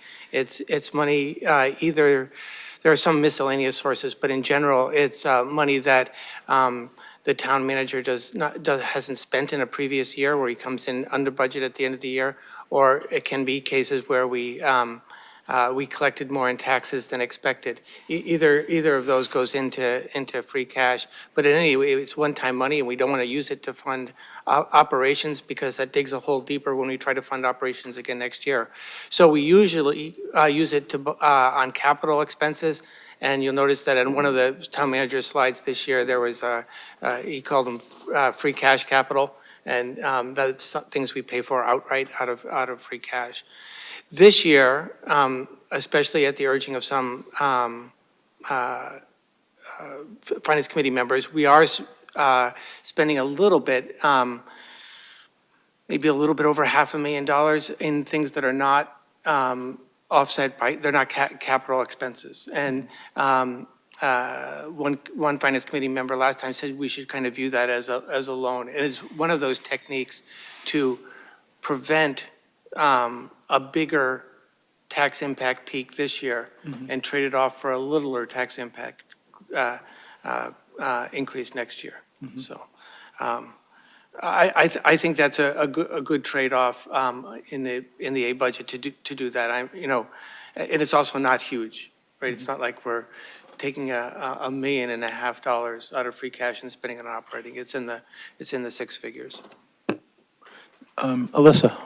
So are you saying that currently there's about $500,000 being spent on non-capital items? And were the two Finance Committee members suggesting that an additional $500,000 be spent, or were they talking about that $500,000? So the agreement at the end of the last ALG was, so the the Finance Committee also has a guideline that they don't want free cash to fall lower than 3% of the overall budget, because it's also a reserve that we use in an emergency situation. I mean, the reason why we weren't absolutely panicking when we got hit by the HIT expenses this year is we knew that we could cover them. We just had to figure out how to get the money eventually, but we weren't going to bounce any checks or anything. So the agreement at the end of the last ALG was to use as much free cash as needed to kind of spend us down to the 3% floor that they recommend, and minus the reserve of possible use to cover HIT expenses this year. So we did that calculation this morning with the town manager, and that'll be reflected in the ALG sheet on next Monday. I think it's a little bit over 2.5 million. Let me see if I can find that. John, you have some insight into this? I think it would be closer to 2.1. Okay. 2.15 in free cash.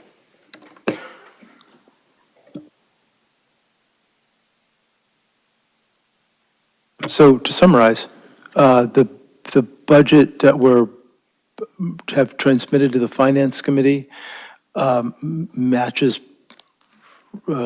with what ALG was asking for at the end of the last meeting? Question mark? So just to be clear, the budget does not include either the override or the free cash use. The budget is how much we spend. Right.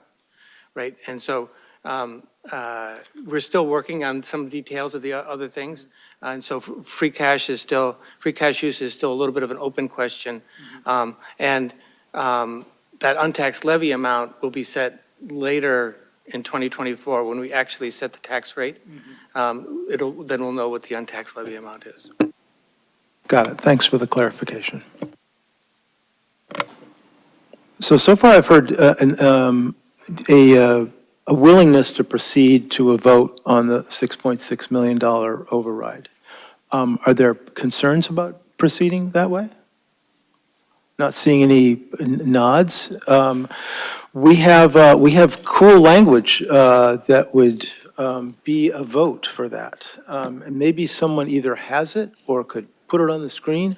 David. I have it in front of me and I could read it. I move that we add the following language to the ballot, local election ballot this year. Shall the town of Acton be allowed to assess an additional $6.6 million in real estate and personal property taxes for the purpose of funding the operating budgets of the public schools and the municipal government for the fiscal year beginning July 1st, 2024?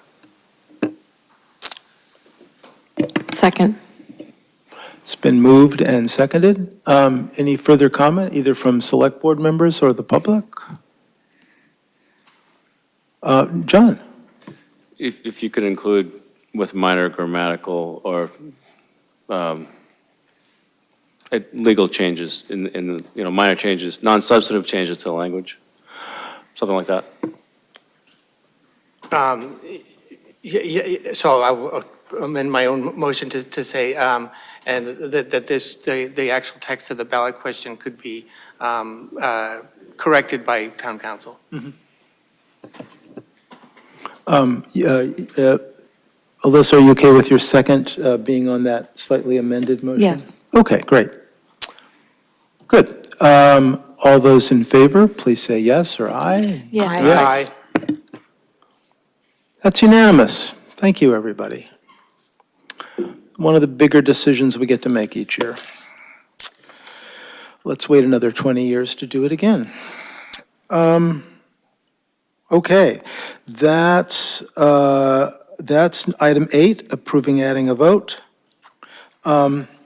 Let's drop down a few orders of magnitude and talk about approving a proposed personal property tax exemption of $2,500 for business properties. And I think we have CJ here to talk us through that.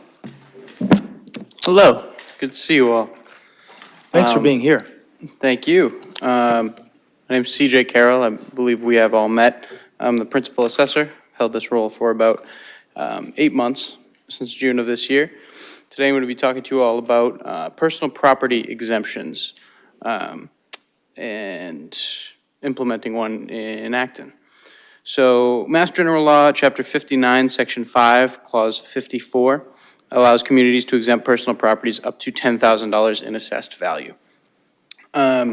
So how is this applied?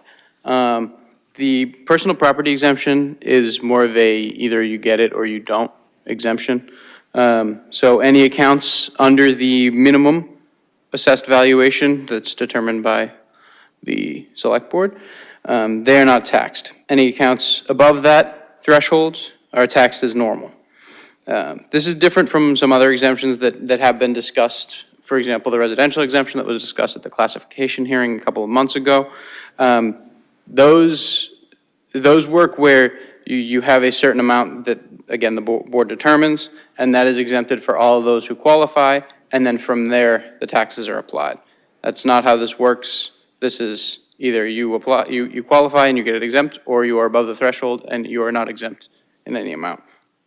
So, how does it impact other taxpayers? I'll get into this point a little bit more in a couple of slides, but unlike some other exemptions, this does not require the property class to remain the same percentage in the tax base. So it does not directly impact accounts over the threshold because they would need to basically fund the exempt ones, as is the case with some other similar exemptions. So the theoretical impact at different levels of exemption is minimal, and actually I'll discuss again in a future slide. It's likely zero on the taxpayer for this program. So I wanted to first address some surrounding communities that have this implemented. 221 of 351 municipalities in the state have implemented this already. There are a couple towns right around us who have the maximum applied of $10,000. Concord, Westford and Littleton, Boxborough, Sudbury have 5,000, and then Stowe, Maynard, and Bedford are 2,000 to 2,500. The only directly surrounding community to us that does not have this applied, in addition to us, is Carlisle. So, what amount makes sense for Acton? I did discuss this with the Board of Assessors at our meeting on February 6th, and they agreed that a good starting point for this program would be an assessed value minimum of $2,500. So what this would mean is 156 accounts out of 551 would be exempt. That 551 is a little bit higher now. That was when we first started running these numbers in, I believe, October. So we have added several new accounts, but it is all, it's not going to change anything in a major way. I just wanted to highlight as well the discrepancy between these low value accounts and some of the highest value personal property accounts in the town. This is the case with most communities, but so these 156 accounts only account for 0.15% of the actual value of the personal property in Acton. So what this means then, how many tax dollars would be exempt once the tax rate is applied to these assessed values? It's about $3,400. Then what we did is we actually tried to take how much it costs to bill these people and the administrative hours that it takes to send these tax bills. And we got that the cost of the exemption isn't $3,400 at this recommended $2,500 level. It's actually closer to $1,200. And that does not yet take into account if we send any of these accounts to demands, any further notices that they have to send out if they were to file for an abatement, the staff hours it would actually take for us to deal with whatever those issues might be. So I did also run the numbers, as you can see, for $1,000 because I thought it was interesting at that level. By our calculations, it's actually costing us money to bill those accounts, 62 accounts. And then at 5,000 and 10,000, you do have a lot of small businesses that are starting to benefit. For example, at $10,000, you have less than half of personal property accounts that are being taxed anymore. And the total cost of the exemption, like I said, it doesn't account for absolutely everything, but everything that we can guarantee is actually costing us money to bill. The final cost to the town there is $13,500. So I wanted to go into the financial impact a little bit more and explain what I meant by the cost of the exemption calculation. We determined that it cost about $14 per personal property account to bill in terms of costs that we could actually get rid of were we to implement this. So it doesn't account for our own inspection of these accounts. We do still have to maintain that, as we do have to maintain inspections of exempt real estate. It is the same concept, because if they were to no longer qualify, we would want to know that, and we want to know that they are eligible for taxation again.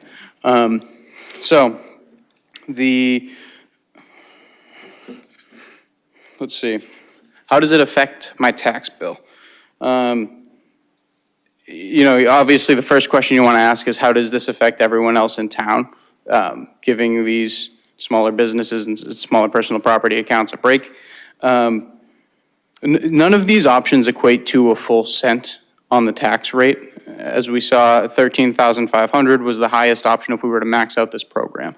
And using this year's numbers, it is about $64,000 in revenue is a cent. So theoretically, if we're going to increase or decrease the town budget, it has to be by about that amount. And there's a lot more that goes into it, of course, but none of these options are a full cent on the tax rate. So tax bills will not reflect this. However, the amount exempt is not collected by the town. So whatever that amount may be, if an amount is chosen that does cost the town, then technically that would be the case.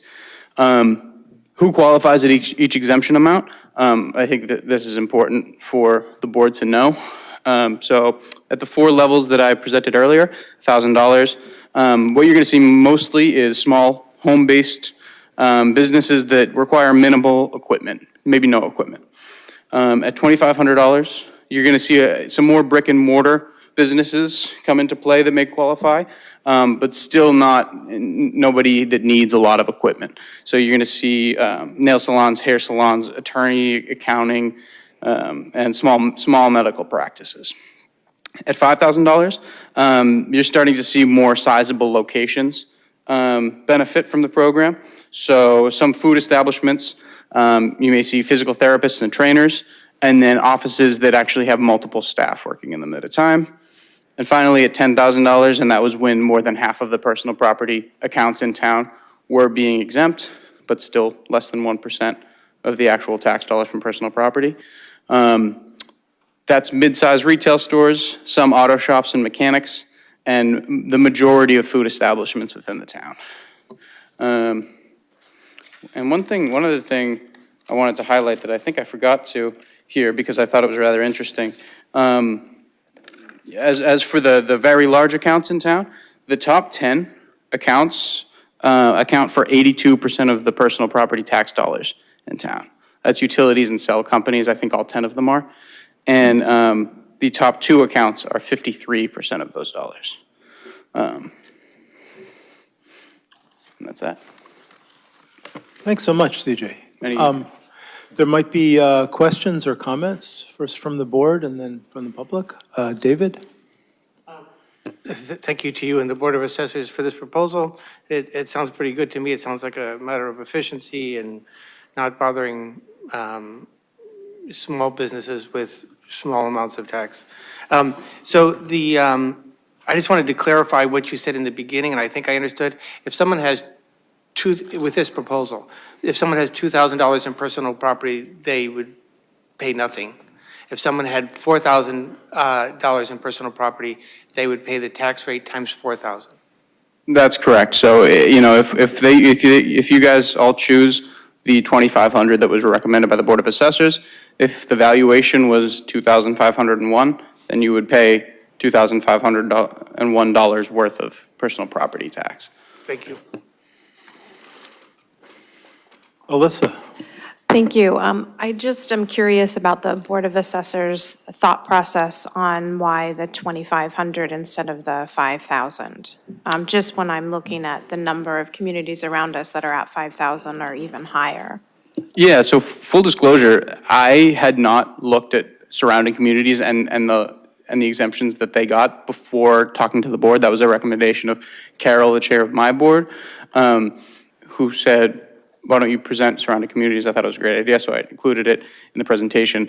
The 2,500, I think that the reasoning behind that was because if you look at the cost of the exemption, it's at a level where it's essentially costing the town nothing to implement this.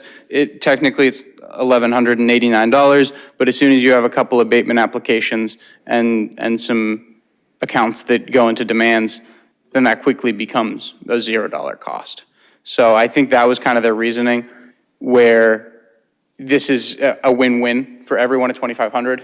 And I think that it's something that can be very beneficial. It can be great, maxed out. But if we wanted to do a trial period, there is no reason not to, I think is what they were thinking. So thanks.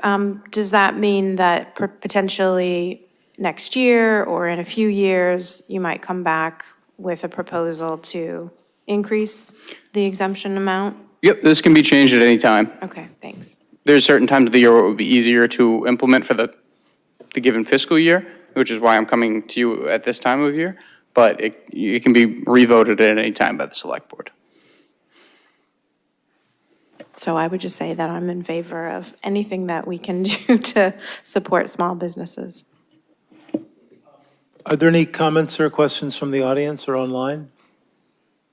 I thought I saw one hand raised. Matt, if there's still a hand raised in the online audience, you could let them speak. Yes, Mr. Chair, if this is a call-in user, they should be able to speak now.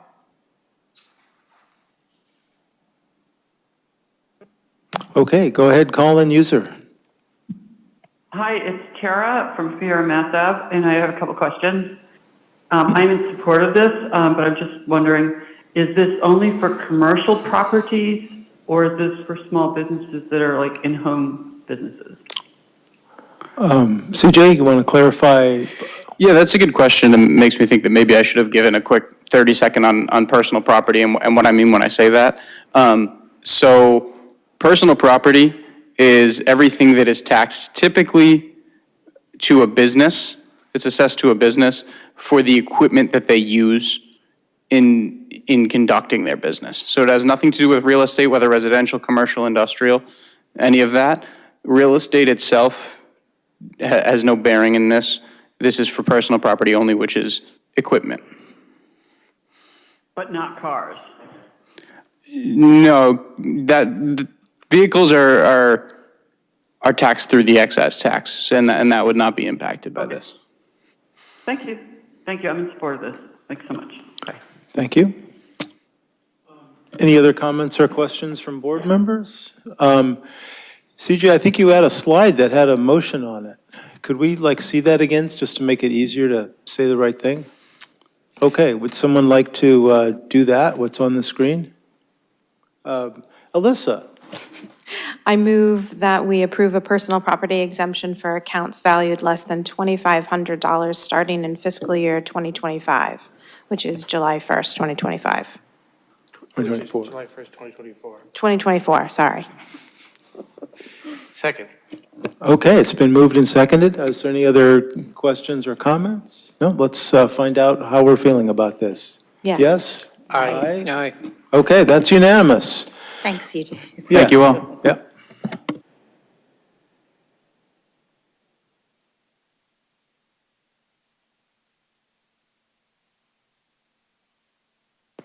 Okay, now we're going to move to an item, it's in italics just because we added it at the last minute because I forgot that it was supposed to be on our agenda, and luckily we were able to file an amended agenda. And this is called Decide How to Proceed with Potential Car Dealership Zoning Article. Hey, and it's a returning cast of characters. Why don't you introduce yourselves again and let us know what you got to say. Thank you very much. My name is Nora Massler, and I'm a planner with the town, and I'm joined by Kayla Sauer, senior planner for the town. Thank you all for having us this evening to discuss the survey results and options for rezoning the auto dealerships on Great Road.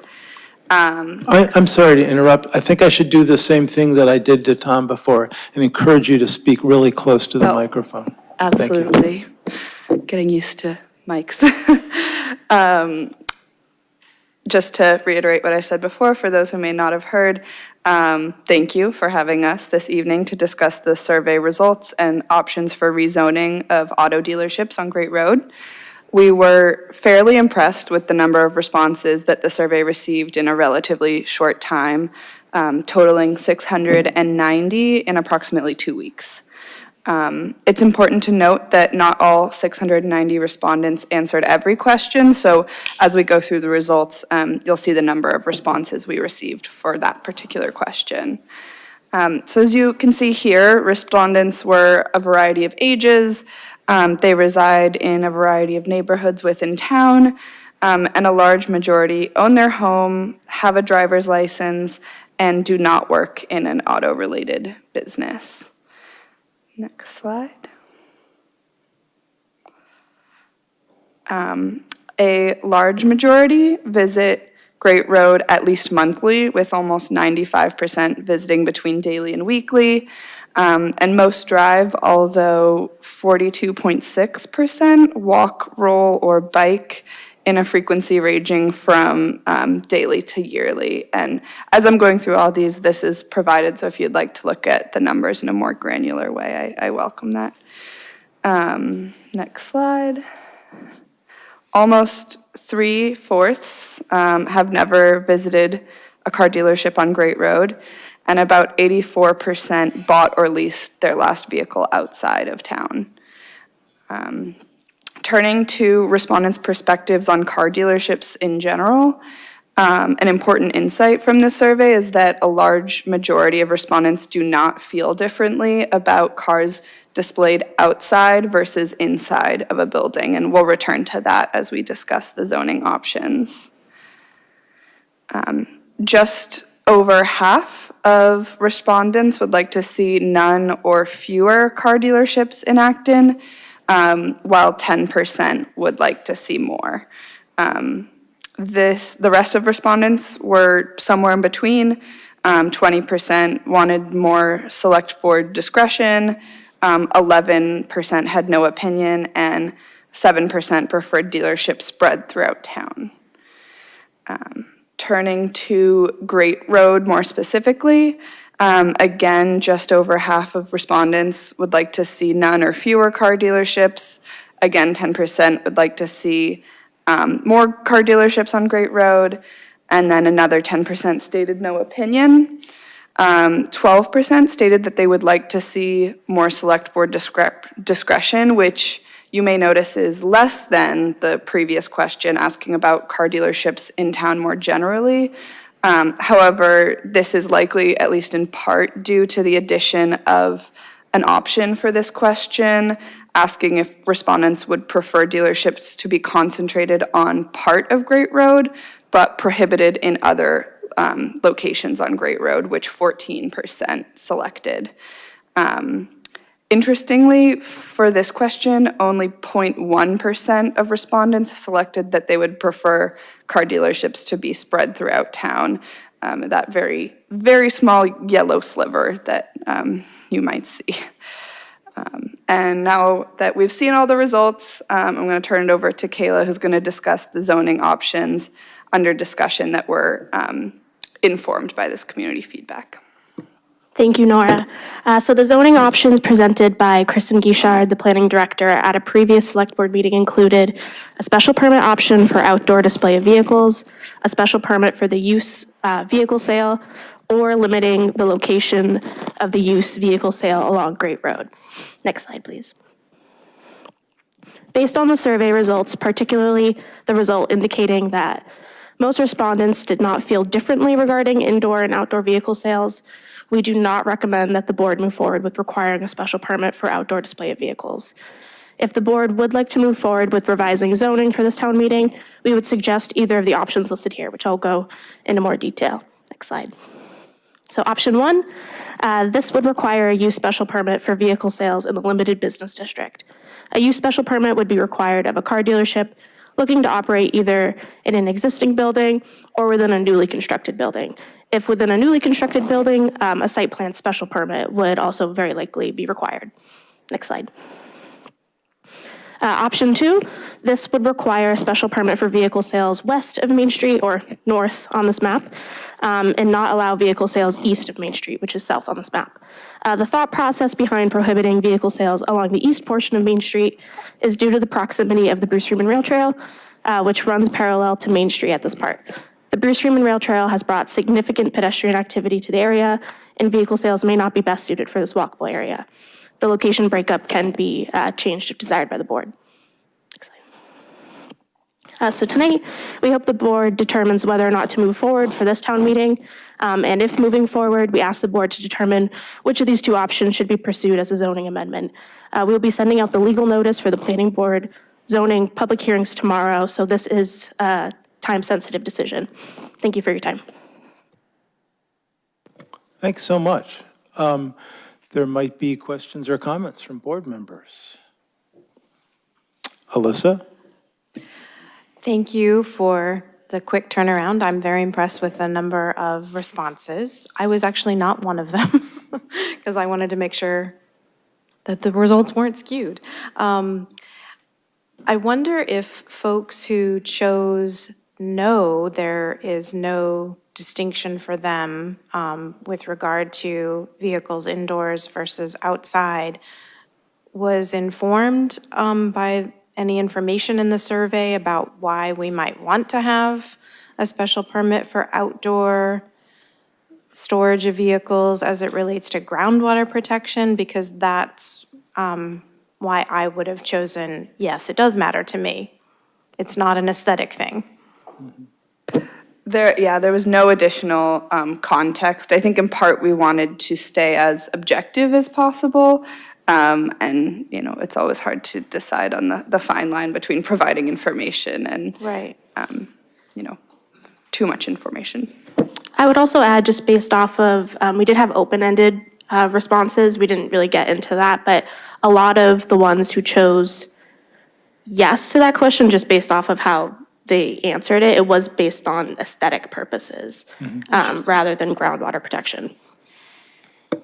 So I guess my preference for these options would be option two, which would accomplish a couple of things. That's where the groundwater protection is more restrictive east of Main Street, but also the walkability of that area and how many more pedestrians are moving about. So it would sort of accomplish two things.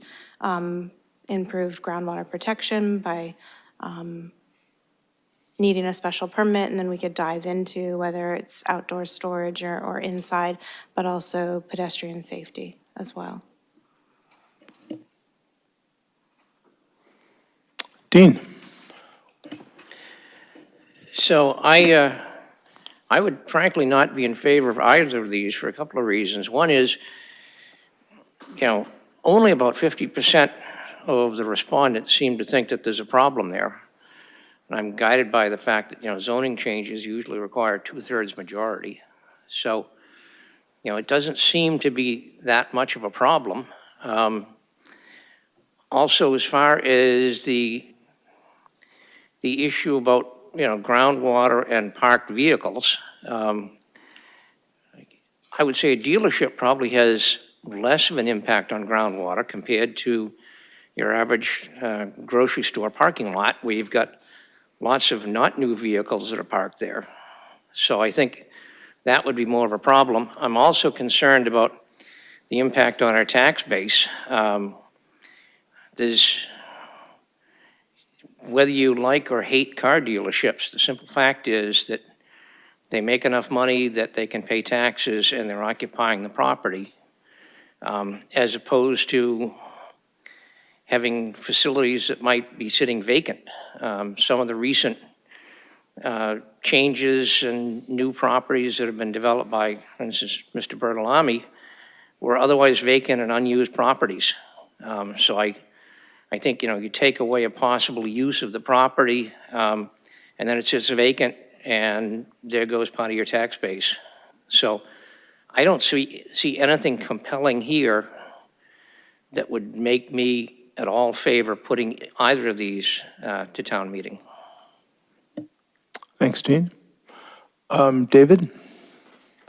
Yes, when we were discussing the Nagog Park development, the big thing that many residents, the feedback that many residents had for us was they didn't want too many car dealerships as opposed to other businesses. They didn't want to have, especially the western part of Great Road, be just one car dealership after the other.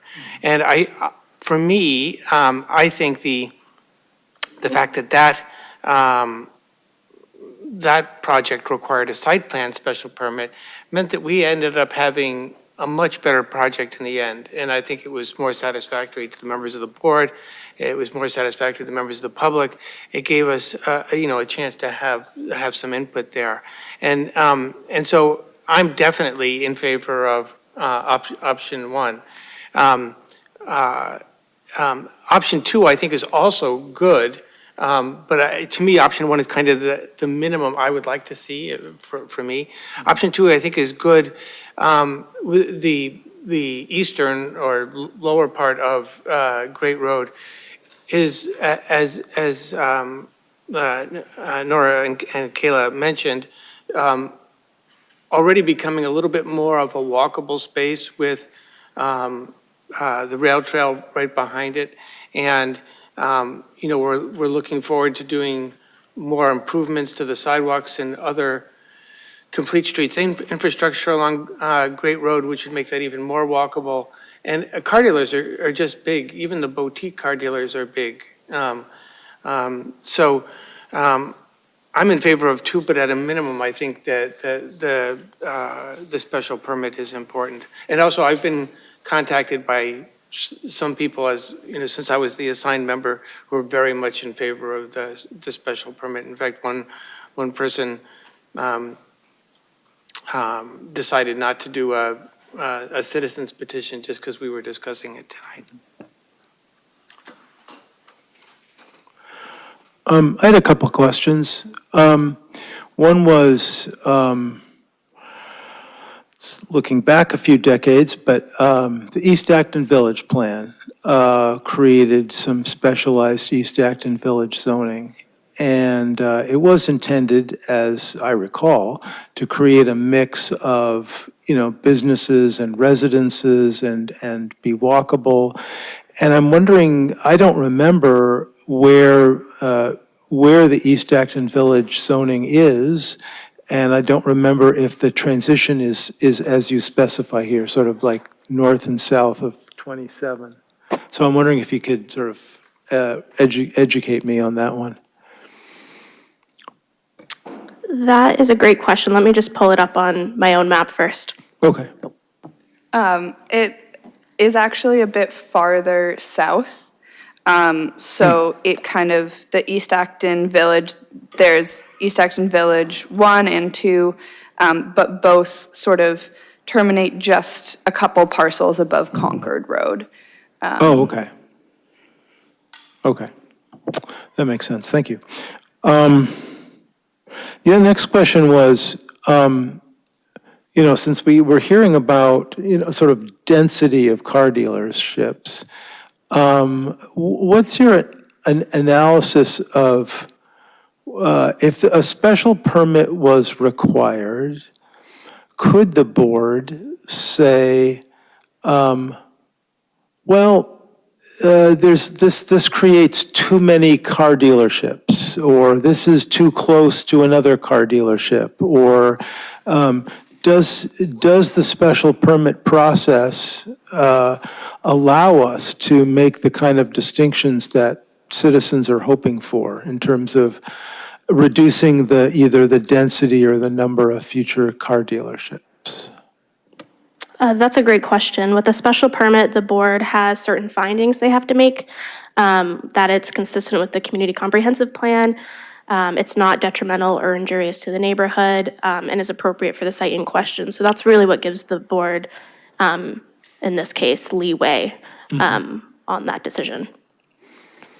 So it might be helpful to follow this up with, in the next version of the comprehensive community plan, it might be important to articulate a vision of, the density of car dealerships and other issues so that we have something to hang our hat on if we do proceed with this. Okay, that was my one, those were my comments. The other, I guess my thought on general question is, I'm sensitive to Dean's concerns about, reducing business opportunities. So because of that, I'm more inclined to go with option one, that just, creates a special permit requirement in the limited business district, because that allows future boards to kind of, modify the number of potential new car dealerships without, disallowing it entirely. And that might be the kind of compromise that would get the 2/3 at town meeting. Well.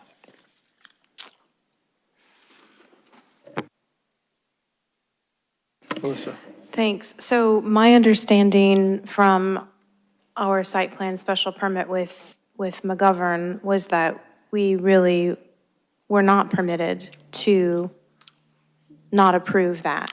And the comprehensive plan is subjective, and you can interpret it any way you want. You can find anything in there to support whatever position that you take. So I think that the special permit would allow us to do what David has mentioned, which is guide and make alterations for the benefit of the community. And I just want to go back to these pie charts, because Dean, you mentioned that fewer than half of people have no problem with this, but that's not what I'm seeing in this pie chart. I'm seeing that, 46% of people would like to have fewer car dealerships. So I think that that's what that half of, less than half of people don't have a problem, sorry. And it won't get the 2/3 required at town meeting. But there's another 8% that say, I don't want any car dealerships there. There's another 14% that say, I want them concentrated on a section of Great Road. There's another 12% that say, I want the select board to have more discretion. So I'm assuming that this question was, you can only select one response. So I think that many more than half of people want some sort of guiding of where and how and when car dealerships happen.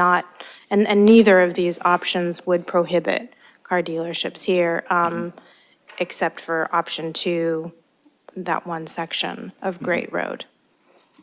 And I'm fine with either option. I thought that option 2 was appealing for pedestrian safety and groundwater protection. And yes, newer cars on lots might be leaking less than older cars, but there are also used car lots. So I know that that's why they're not allowed in groundwater protection zone 1, even though there are some non-conforming legal uses here. The runoff of, heavy metals and oils from a car dealership is not great for groundwater.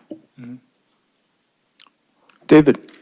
Yeah, I just wanted to point out to everyone that this doesn't get rid of any existing dealers, right? They're all be grandfathered.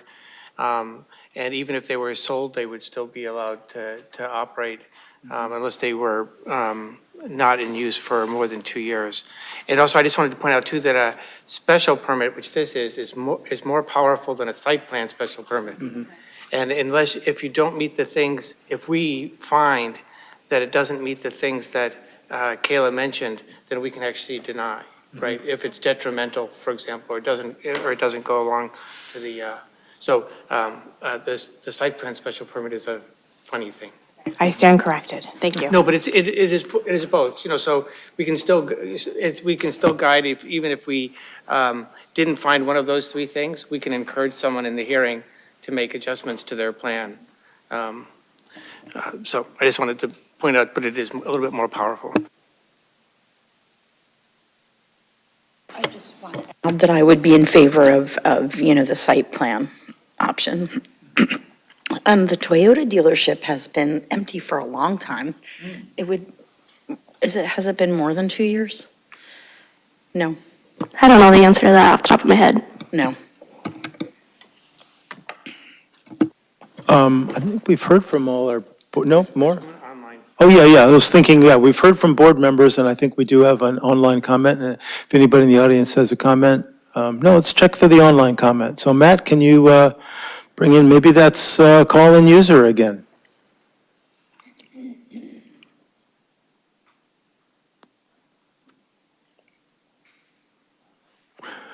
Matt, can you let our online person come in? Yes, my apologies. They should be able to speak now. Great. Hi, it's Tara again. I have a couple questions and comments. I don't see the presentation on DocuShare, so I couldn't follow along, but both options would have a special permit option? Yes.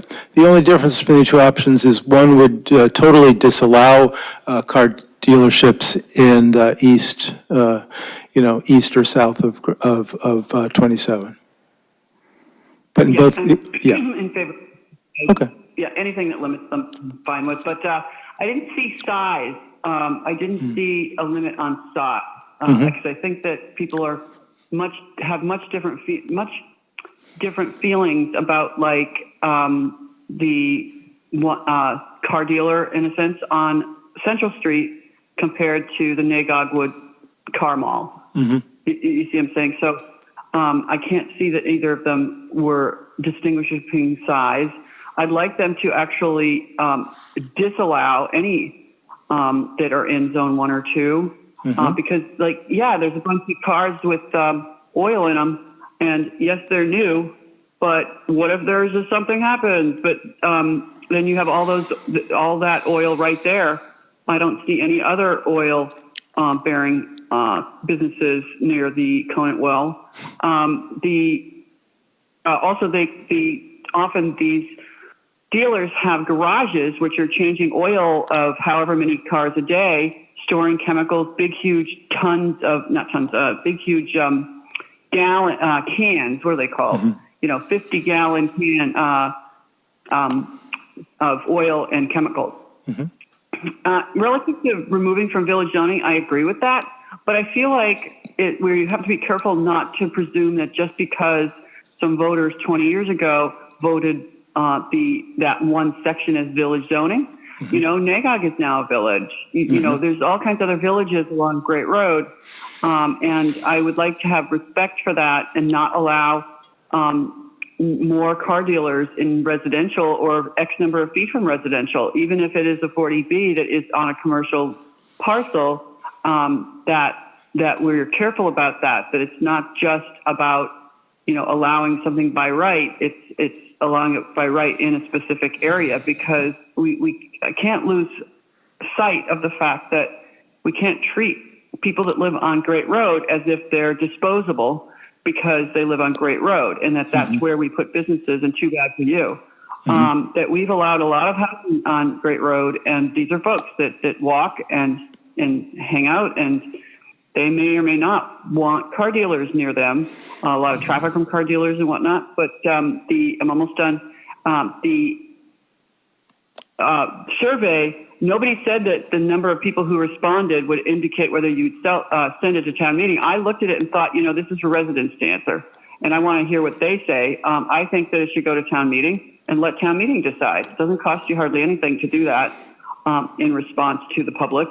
Also, when people Tara? indoor, outdoor. Hey, Tara, hate to interrupt, but you finished the 3 minutes. Do you want to have a? Okay. Yeah. Thanks so much, Tara. All right, thanks. Oh, great. Speak to us. So my name is Mike Saulnier from 110 Nonset Path, and I have my own timer. And my intention is to turn off this microphone before the red card is shown.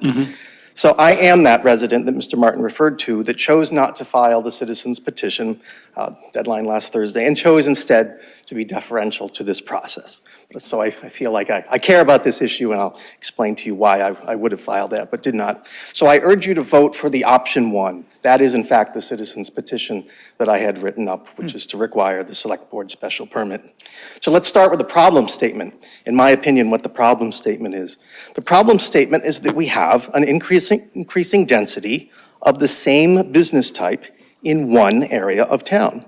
And the word increasing is key in my problem statement. If the density was kind of high, but holding constant and steady and not changing, I would not be standing here now.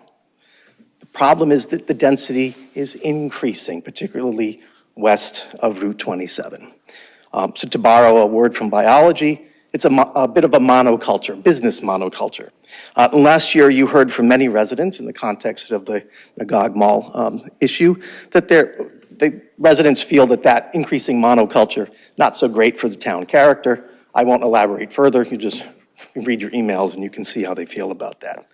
Regarding solutions and the proposed solution of a select board special permit, requiring a select board special permit for new dealerships is the easiest, smallest, incremental, non-draconian change that can be made.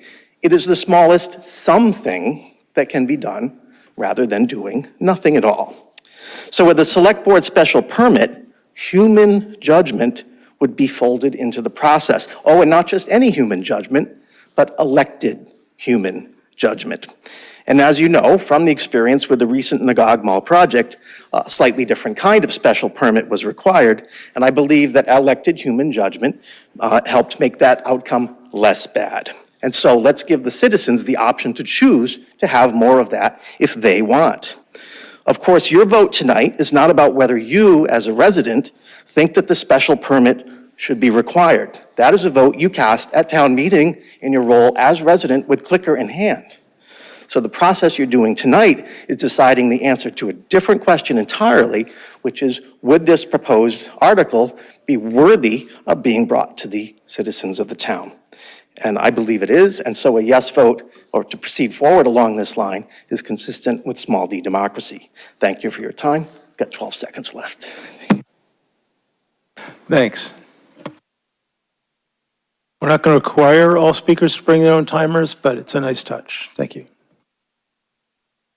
David.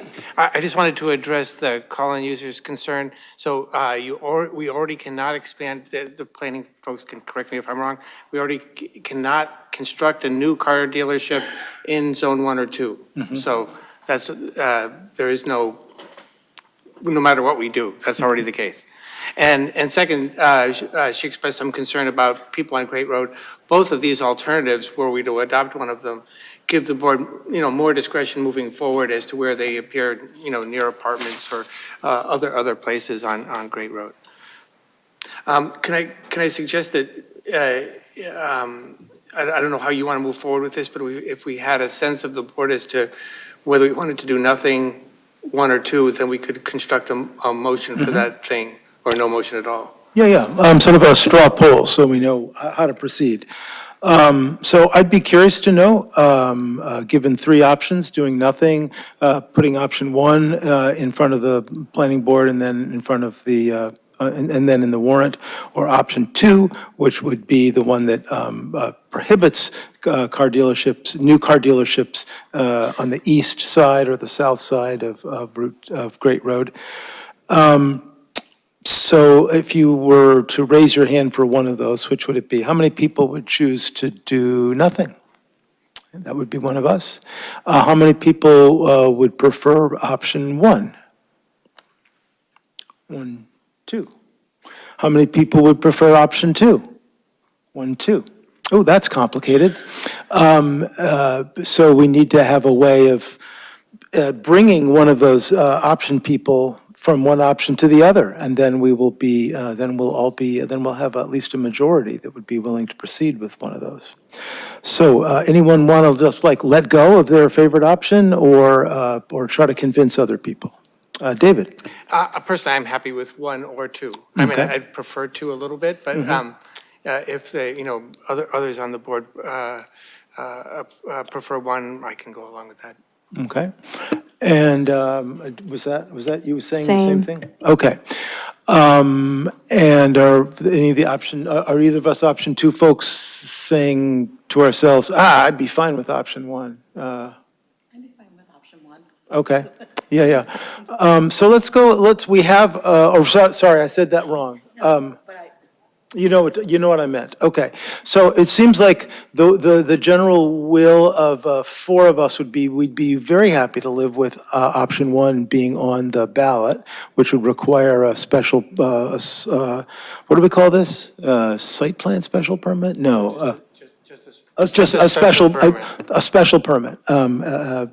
And so that would be a fine way to construct a motion. We might get 4 of us. That at least would be a good way forward. So Jim, are you saying that you're not okay with option 2?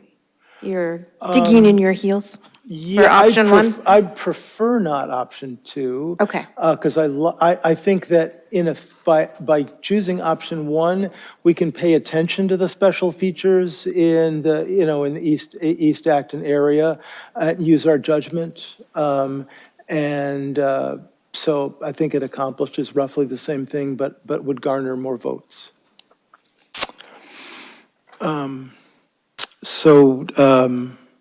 Would anyone like to try to construct a motion about recommending option 1? David?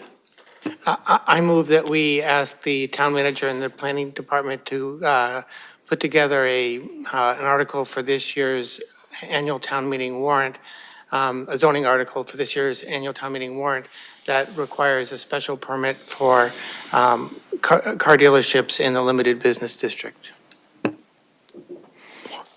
Second. Second, and Alyssa will second. Okay. There might be further comments or questions. Dean, I particularly want to give you a chance to say something else if you want to say something else, since you may end up being in a minority on this one. I'm in a minority. Okay. All those in favor, please say yes or aye. Aye. All those opposed, please say nay. Nay. No abstentions. So 4 to 1, we've made a vote to move forward with option 1. And thanks for being here. Thank you.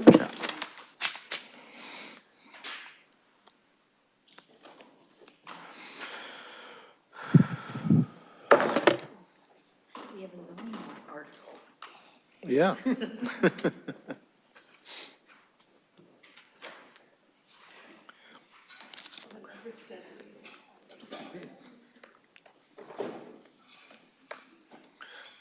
I'm taking a minute to start up my computer and look at my notes. Because this next item, called Announced Town Manager Review Process, has some details that I want to make sure to get right.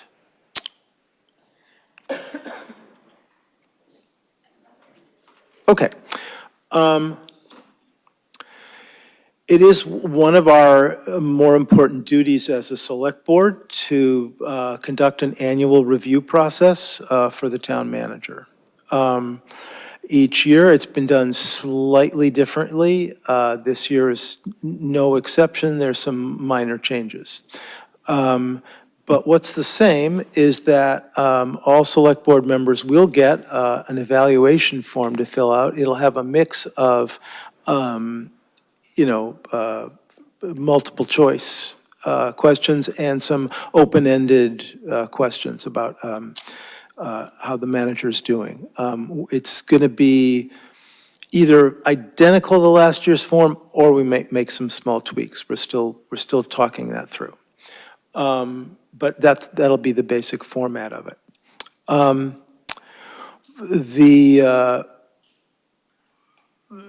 One thing we started, I think, last year that will continue is that when the board gets this form, which will be on, like probably the day after our March 4th meeting, on like March 5th or so, what will be included with that is a self-review from the town manager, so that we have insight into his his perceptions of, how things have been going. What's been going great? What are the challenges? And as he looks at, so you may remember about goals. We have select board goals, which certainly the town manager has been instrumental in happening. But in his contract, there are specific goals just for the town manager, and those will be highlighted in the packet that you get to work on the review. And we'll also have comments from Mr. Mangiarotti on his thoughts about how he's done on the goals that he took on for himself. A small change is that I'm inviting members of the public, if they choose, to find a select board member or more and tell them any thoughts they have about the town manager's performance. This will not be a formal, these comments, whether they come in by, phone calls or emails, they won't be a formal part of the review process. They're just to inform the select board members, things they might want to be thinking about. And so those two would also be due by March 5th, so that they can all be, select board members have all that information, have the town manager self-review before they fill out their forms. We'll have we'll have select board members send those filled out performance evaluation forms by March 15. The forms will come from Mary Ann Fleckner, the Director of Human Resources, and they'll be mailed back to her. She'll take a pass at, and those forms themselves are private. These are personnel records that will not be made public. What will be made public is a combined performance review, which Mary Ann will take a pass at. In previous years, sometimes it's been the select board chair, sometimes it's been Mary Ann. I'd prefer Mary Ann to do that this year, but I will be a reviewer. I will look at what she's written and suggest changes that I see as appropriate based on looking at the individual reviews that people have written. So that's the basics. After that, there's the same stuff that's happened before, where that consensus overview document will be provided to the select board members and publicly posted. And we will have a contract terms discussion in an executive session, and then during open session, we'll take a vote about, what we've come up with in the executive session. And this will all be done before town meeting. And the effective date of the revised contract will be July 1st, the beginning of the fiscal year. Any questions or comments about that? Dean? So with encouraging citizen input to reach out directly to select board members, will that same opportunity be presented for town staff? Oh, thanks for raising that, because that was a goal that we had and that was in the town manager's contract. So no, not yet. We need to provide extra layers of privacy and accountability before we could go ahead with integrating employee input into the review process. It's still, I think, a really important thing to do. In my conversations with Mary Ann, we've discussed the notion of having the Human Resources Department check with the MMA about, how this is done in other towns. We've talked about potentially, interviewing towns that do this so that we can, find out more about how this is done. But this would be that's obviously a big deal. But I dropped this during the year. Neither John nor Mary Ann worked on it during the year. So this is a discussion that's just come up in the context of trying to understand how we're going to do the reviews this year. So it's still a goal, but it's going to take some work. And presumably a future chair will have to, carry this forward. Yeah. So, but thanks for asking. Any other questions or comments? So Dean asked my first question, thank Great. you. My second comment is not a question, but it's just information for folks who may write in to select board members. Obviously, any email that comes into select board members is a public record. But I just want to let people know that sb@actonma.gov goes to John as well. So if you would like to share that with John, send it to the entire board. If you would like to have it be not so direct, then send it to each of us individually, or one of us, or a few of us. Obviously, you could send it to all 5 of us, but you'd have to type in each individual email address. Yep. And I can note that on the select board page on the website, our names are underlined, and they're underlined because if you click on them, you'll get the email address for the individual person that you're clicking. So all those email addresses are available. Any other thoughts, questions, concerns? John, this is your review process, so it could be that you had a comment about all this.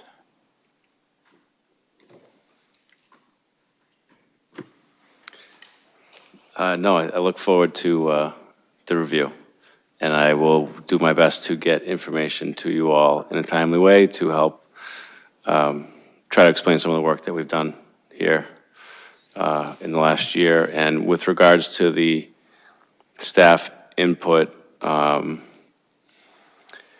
think it is something that takes some more time to sort through exactly what that looks like. We are doing some employee-wide type of input gathering, not for the purposes of my review, but for purposes of understanding workplace culture and so forth. So I certainly could share that with the board. Thanks. Thanks. Yeah, it seems like we've covered that topic for now, and we'll get back to it at the right time. Thanks, everybody. Okay, this next one is called Review Progress on Board Short and Long-Term Goals. It has 2 parts. And this is something that we had on our agenda months ago, so I, apologize to the board that it keeps getting pushed. But, it's not even 10 o'clock, so we can actually talk about it tonight. We have a memo from John back from November, perhaps, listing the progress of the goals. Tom's going to bring that up on the screen. I don't want to go through every single one of these because that's going to take too long, but I'd encourage board members who have, looked at this or can look at it on their screens to look through it, and there might be particular questions or comments on particular one of these. The other document we have a chance to look at tonight is a document that Alyssa offered to write, which was basically listing the goals and adding information about where those goals came from. Was that because of a town meeting article? Was it because a department said, we should really think about this, or what? And that's, the intent was that's going to be helpful for, both departments and boards and committees to understand where our goal setting comes from, so that they can understand, how it might get integrated into their own work. So I'd also be curious about comments about that document if board members have had a chance to look at that.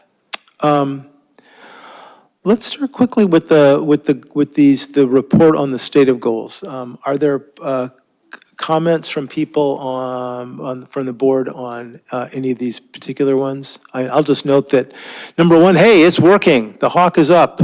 Hooray. There's a lot more improvements coming up, and that's what we heard about some in our budget conversation today. Anything else people wanted to say about that goal 1? No? Goal 2, advance efforts to study and implement services and programs that address housing insecurity. Any comments on that? John? So one of the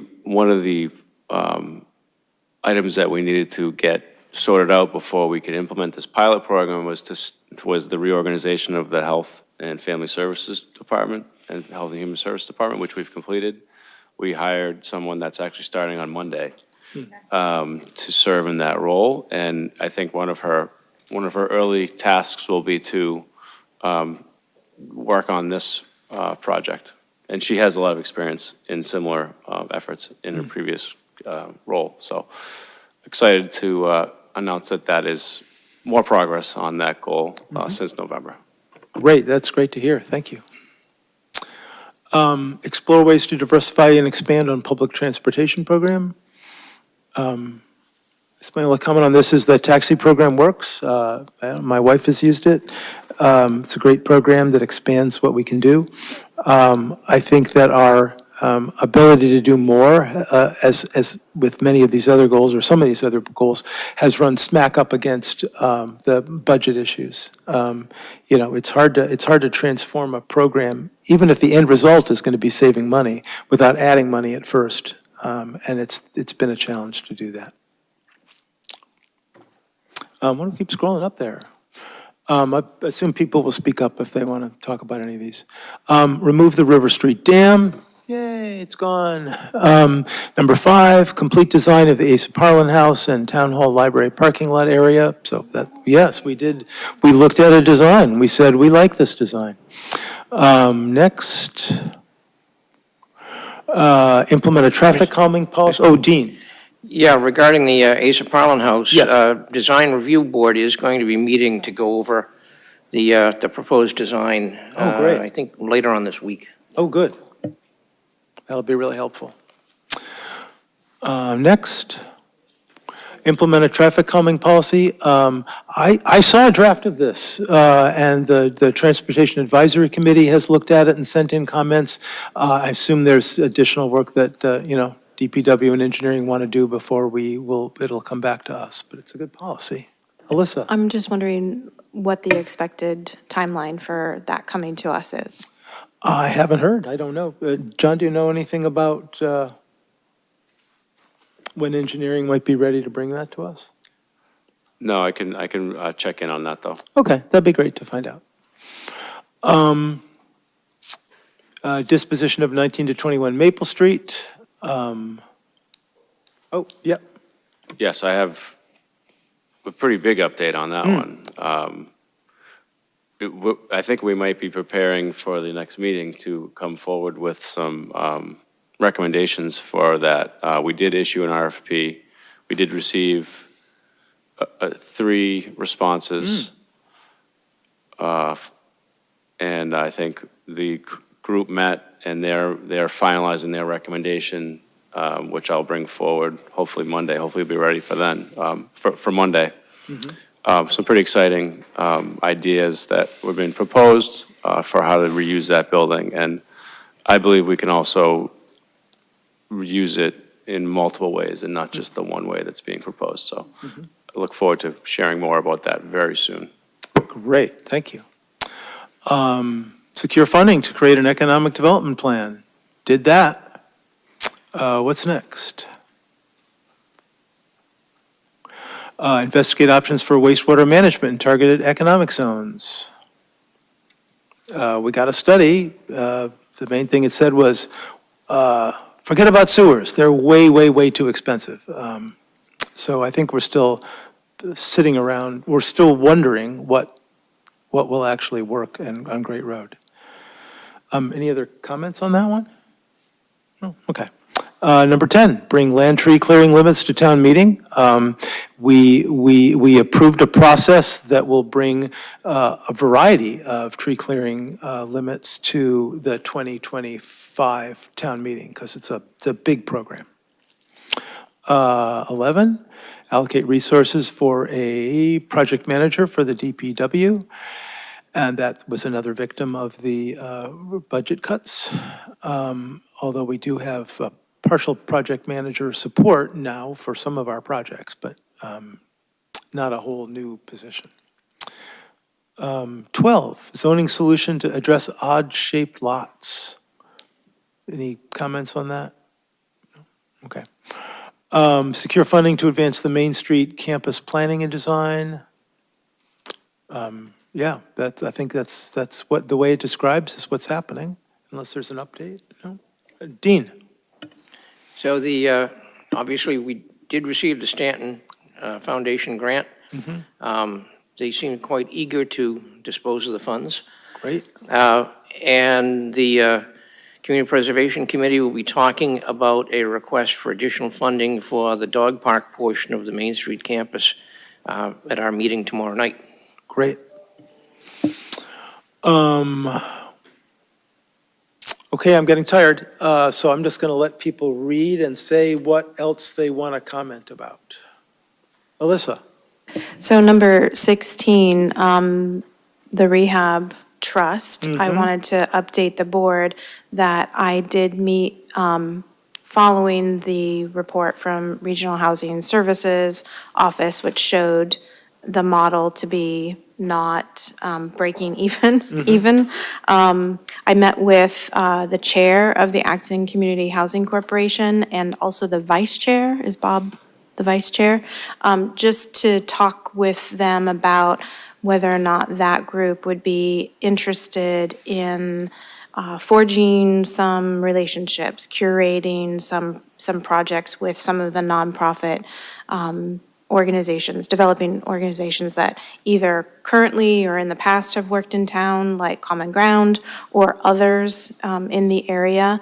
And both of them were interested, and I saw that it was on the most recent Acton Community Housing Corporation agenda so that they could bring it to the rest of the committee members, but there seemed to be enthusiasm for that, for sort of nurturing, connecting community development corporations, nonprofit developers with some existing properties that could be potentially rehabbed. So rather than And starting- deed restricted, yeah. Rather than starting a whole new entity to do this on a large scale, work with existing organizations in a cooperative way to achieve some of those same ends. Right. Great. We're going to talk about number 15 in a few minutes. Why don't you scroll down, Tom, and see if there's others. 17 we've talked a lot about. And now we have long-term goals.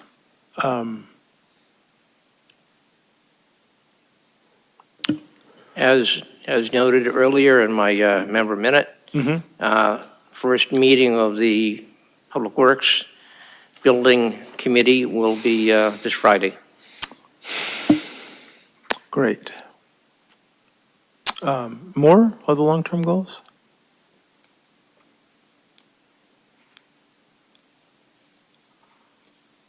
I'll go back to the 250 again, as noted earlier.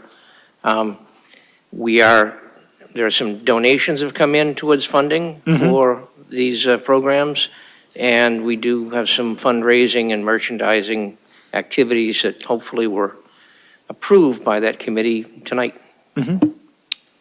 Alyssa? Can we just get a reminder of the date that the lease for 30 Sudbury expires? Just so I have an idea of how many more years we have before we need to move on this item.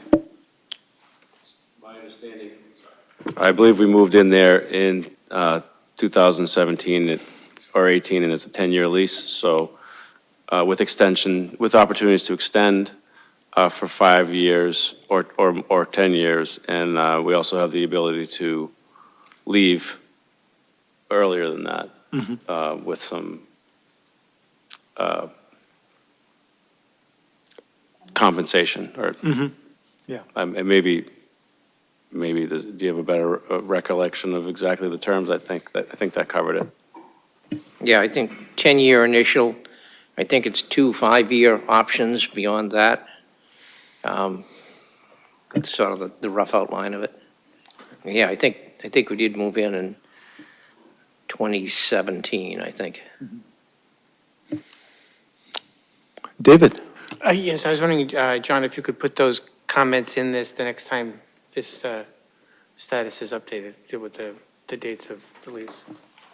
Thank you. Great.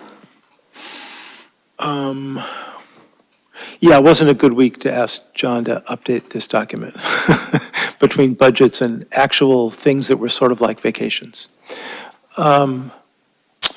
Okay, the Climate Action Plan implementation does mention a revised version of the sustainability plan. That's the sustainability policy. The sustainability working group is still going back and forth on that, but we hope to bring something back. And then there's all those other things that are listed there. Yeah.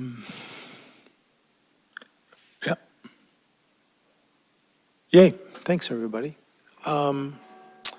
Did people have a chance to read through Alyssa's document on where these goals came from? Because I looked through it, it seemed accurate to me. It seemed like a useful document for, for posting, because it gives some background about where the goals came from. But I didn't know if anyone else had a chance to look at it. Fran? I just wanted to thank you for doing that. It's fun to read where things came from. How they. It's a good thing I put it together back in November, because I don't think I would remember all these details at the end of February. So I was just looking for any additional input that any of you had to offer. And I think it's mostly useful for the public, so that they can really see that we're being responsive in this goal-setting process to their input. Whether they're residents who don't serve on boards and committees or part of a board and committee. And I think the other lesson is, next time, let's produce and publish this document a whole lot earlier, so that it's actually, it goes along with the goals pretty, fairly soon after the goals get published, so people know where they're coming from.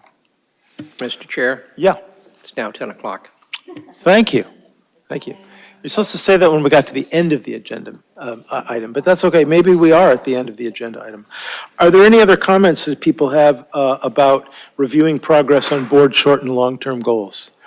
Alyssa? I just want to express deep appreciation for all of the staff who made this possible, made all of this progress possible. In coming up with the, starting to write the annual report, I went back and looked at the vote that we made to accept all these goals. And we acknowledged at the time that this was, a large list of short-term goals, that some of them were aspirational, that we wouldn't know ahead of time whether there would be constraints in, funding or staff ability to get things done, and that we understood that. And that's why we would be, looking at and reviewing the goals and make sure we were comfortable with the way they were prioritized. And I will say that I'm surprised how many of them we have made significant progress on. As you were saying, Alyssa, it's a great testament to the focus and the skills of the town manager and staff that they managed to make progress on so many of these.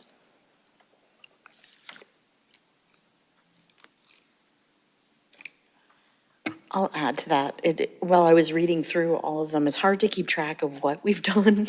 I don't know if you keep track, but it's like several arms keeping track, and it's helpful because we're just on to the next thing. And it's nice to see written down that we are meeting some of our goals. Yeah, and again, as I started this meeting to say, apologize that we didn't do this much earlier, because there's not a lot of time for us to redirect what's happening before the end of the fiscal year. So But if anyone does look at this goal list and goes, oh my God, this one I really think is so super important, let me know. We can talk about it on an agenda and see if there's any way of, changing priorities. But for now, here we go. Any comments from the public or John or Tom about this list? No? Okay, thanks. Okay, so the clerk has reminded me that we've hit the magic 10 o'clock time, and we've gotten all the way to item 13. I had guessed we would get to item 13 at 10:10, so not too bad. I think these remaining items are 10 or 15-minute items, so if we did all of them, it would take us perhaps more time than we want to take if we definitely want to end by 11 and we have to do the consent item as well. So I'd be happy to hear from people about whether there's particular items, 13 through 17, that people want to make sure that we get to today, or that are clear to them that we could put off. 15 would be a 2-minute item. That's short, but does that mean that it's really important to do tonight, or could it be put off for a week? It can be put off. Yeah, it's short and it could be put off, okay. Yeah. The one that I feel like is important is the leaf blower bylaw, because we've made so much progress on that. We're so close. And Paul has managed to stay here through this entire meeting, so I feel like I want to respect that and get to that one. We could just start working through these and see where we get. Would anyone want to reorder these? No? Okay, we're just going to plow ahead and see where we get. Approve request for proposals for sewer commission governance study. Now, those of you who are carefully watching the packet will notice that there was a slightly out-of-date set of suggestions from Alyssa about edits to the version that we saw last time, and then there was a really more up-to-date version. Tom, this might be a great time to put up the charge, the RFP draft, and then Alyssa could take us through her suggested changes, and then we could discuss them to find out if they're acceptable. The last draft we saw was basically, the staff incorporated comments from David and Dean, and Alyssa had comments about that, which we didn't have time to get to at the last meeting. So Alyssa, you want to take us through what you were suggesting? Yes, thank you. So this first highlighted section is the objective section, and I propose that we, because the 4 governance models are outlined later, and I don't remember exactly what section it is. 3.4. 3.4, thank you. That rather than suggest, can you look at option A, B, C, and D and tell us if D is preferable? That seems leading to me, so just change that to the primary objective of this study is to determine the most effective governance model for the sewer commission, period. Mm-hmm. And I know that Dean said he wanted the advisory committee appointed by the select board to be included, and it is in section 3.4. Can we look at 3.4 for a second to verify that? Okay, so that was the comparative analysis listing the complete 4 governance models, including, appointed by the select board. Yeah, and I think that was changed from 3 governance models to 4. Yeah. Were there other changes? Yes. Do you want to talk about that first one before? No, I'm sort of hoping that we're all just going to say these are all fine, Okay. but yeah, it might be a fine time to pause. So those kind of changes to remove the redundancy and to not sort of highlight the specific question of an independent sewer commission. Is that okay with the board? Is it okay? Okay, great. So we got that first part. Let's talk about the second one.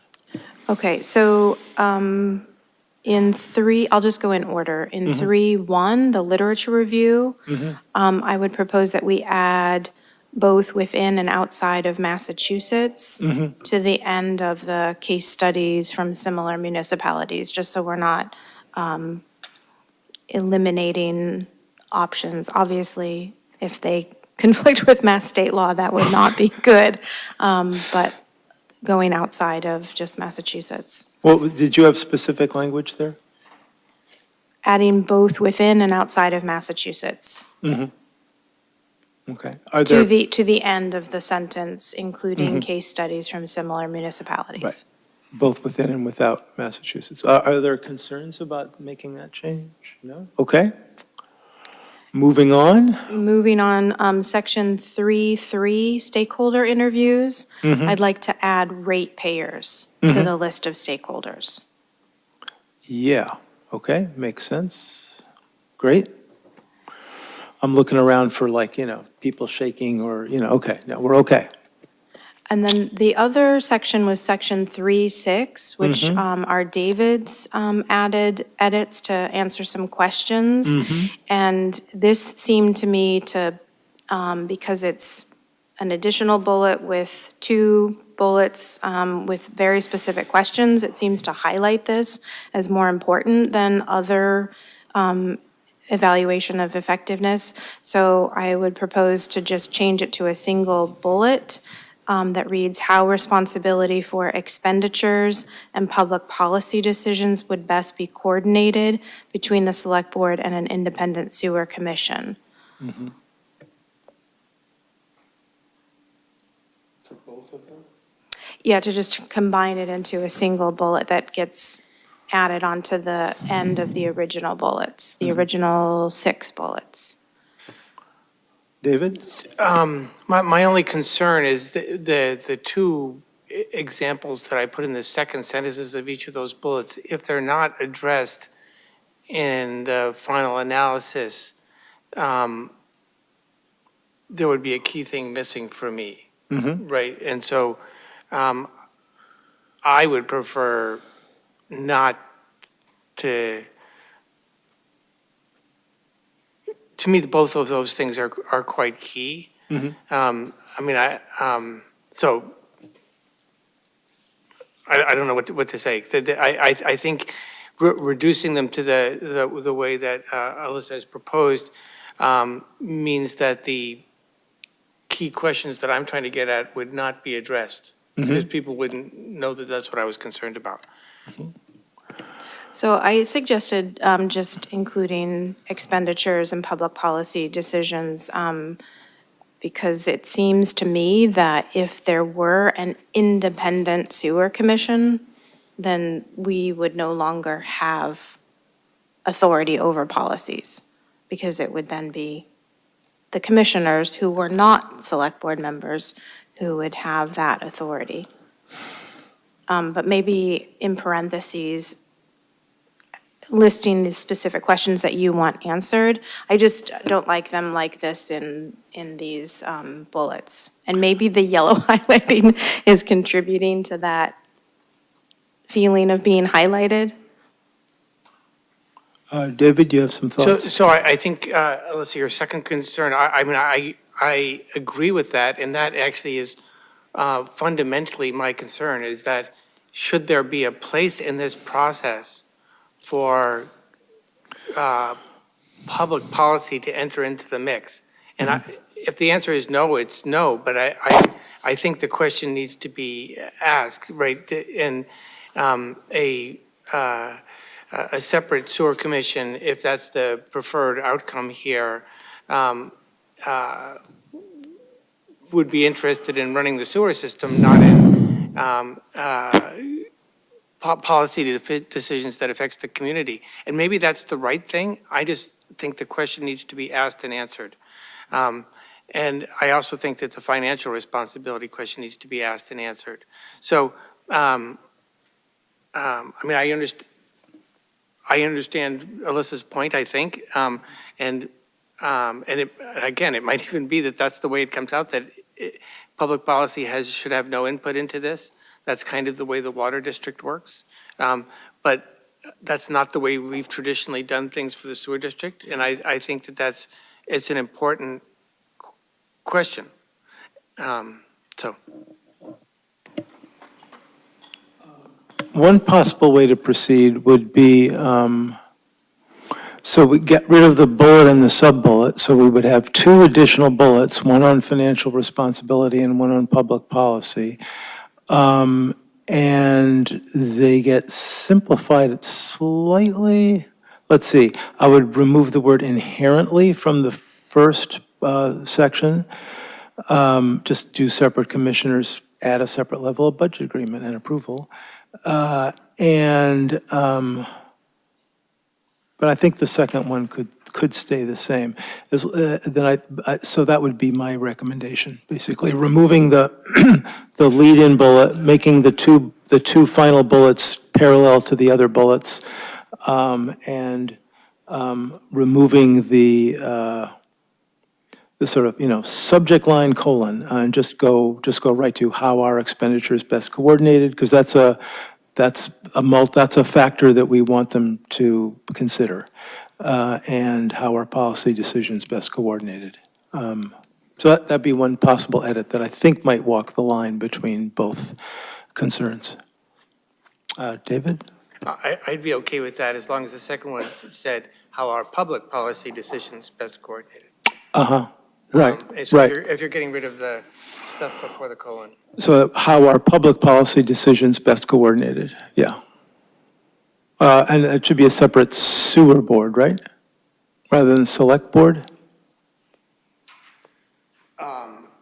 I guess from the separate commissioners to the separate select board. So you could say it's the separate sewer commissioners. It's Yeah, okay. separate from one another. I think also Dean had his hand up. Okay, Dean? Yeah, my recommendation is we just keep the wording that's there, rather than try to, wordsmith this thing live at 10:15 at night. But I'll defer to David, whatever he's thought about this a great deal more than the rest of us, I suspect. But, I think we're really dealing in minutia here, and I don't see what the point of it is. To try to motivate the interest in doing this, I think this kind of conversation has a important impact on, what the consultants eventually do, because it helps the town manager and staff understand our intent. So I think these are actually important things to get right. So if Alyssa is okay with what Jim proposed, then someone can work with Tom or whoever is writing this off. I don't know sure who's making the edits offline. Yeah, I think what Jim, you've proposed makes sense, and I'm comfortable with that. Okay. I can work with Tom or John or whoever I'm supposed to work with on implementing that change. And then we can get the RFP out there. Were there other changes that you were? No, that's it. Those are all of the changes. And just to Dean's comment, I think that it's really critical that the RFP not lead a consultant in one outcome, that we need to have language that prevents that, because it is our decision. We do need to have these questions answered in order to determine the best path forward, and we're asking the consultant to provide us the information to make that decision without leading them to a particular decision, because we want what's best, not what any individual member of the board would like the outcome to be. Yeah, I mean, sometimes organizations do hire consultants in order to hear what they want to hear. But I think that doesn't seem like a great use of our taxpayer dollars. So yeah, let's actually get an independent opinion. And then it's still going to be up to the board to weigh the factors. I mean, we're going to get all this, this might work better for that, this might work better for that. So it's still going to be up to us to, figure out how to weigh all these various factors. So it sounds like the motion is to go ahead with this RFP with edits as discussed. So moved. Second. Okay, any more thoughts, comments, opinions? No? All those in favor, please say aye. Aye. Aye, yes, okay. That's unanimous. Whew, we finally did that one, yay. That's that one. Okay, approve placement of leaf blower bylaw article on annual town meeting. Wake up, Paul. So, David, you want to take us through the minor changes you've made since you last sent us, since we last talked about this? Sure, I just also asked a question. Paul's citizens petition was dutifully and correctly submitted, so we already have an article on town meeting. I would not want to put a second one on town meeting. So I'm just, before we go through take the time to things to Dean's point, I mean, I think this board would have to decide later whether we would recommend the citizens petition. But I think it's really confusing, and I don't even know what the legal ramifications would be to have two laws which were conflicting. So I would propose that we not put ours on town meeting warrant now. I do think that the process is unfortunate, and I think that the one that we were putting together as a board more correctly reflects a larger variety of opinion, but the citizens petition's been properly submitted. And like I said, we'll have to decide if we're supporting it later or not. Yeah. One possibility here is that if we do go ahead with language, if we, talk with Paul, we could, maybe he would choose to have the motion for his petition be to, take no action, so that the town meeting doesn't have to wrestle with two different versions. In that case, it would be, Paul might want to, then work on amendments to ours to bring it, closer to his. And that might be a unifying process. But I'd be inclined to ask Paul if it would be an acceptable way to proceed, but I want to make sure to hear from other board members before I hear from members of the public. Dean? Yeah, I agree with David. I mean, Paul's been great, has come up with huge amounts of information for us. He's written the bylaw, or a proposed bylaw. I think it goes to town meeting, just as it is. It passes or it fails. If it fails, I think this board or a subsequent board might decide to take another stab at it and change those items. But I agree with David. I mean, we've got a lot of stuff to deal with over the next month or so. I don't see any benefit whatsoever in coming up with a competing article or entering into a long dialogue.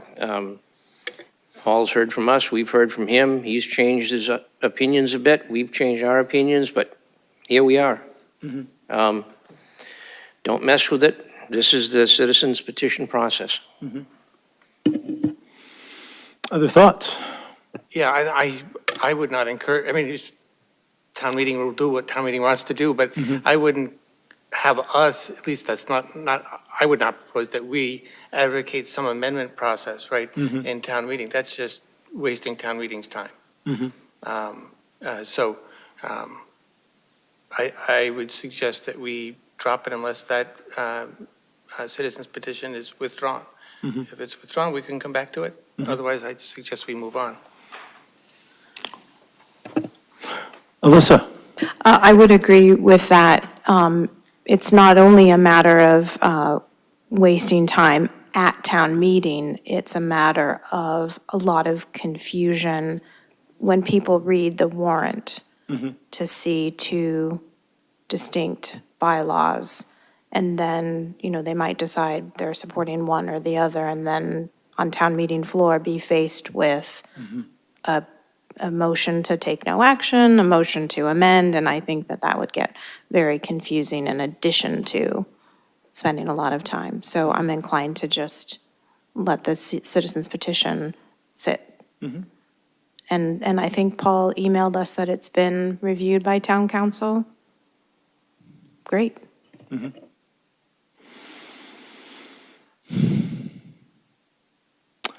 Okay, so we've heard from us. I had a different preference, but I'm hearing from a majority of my board.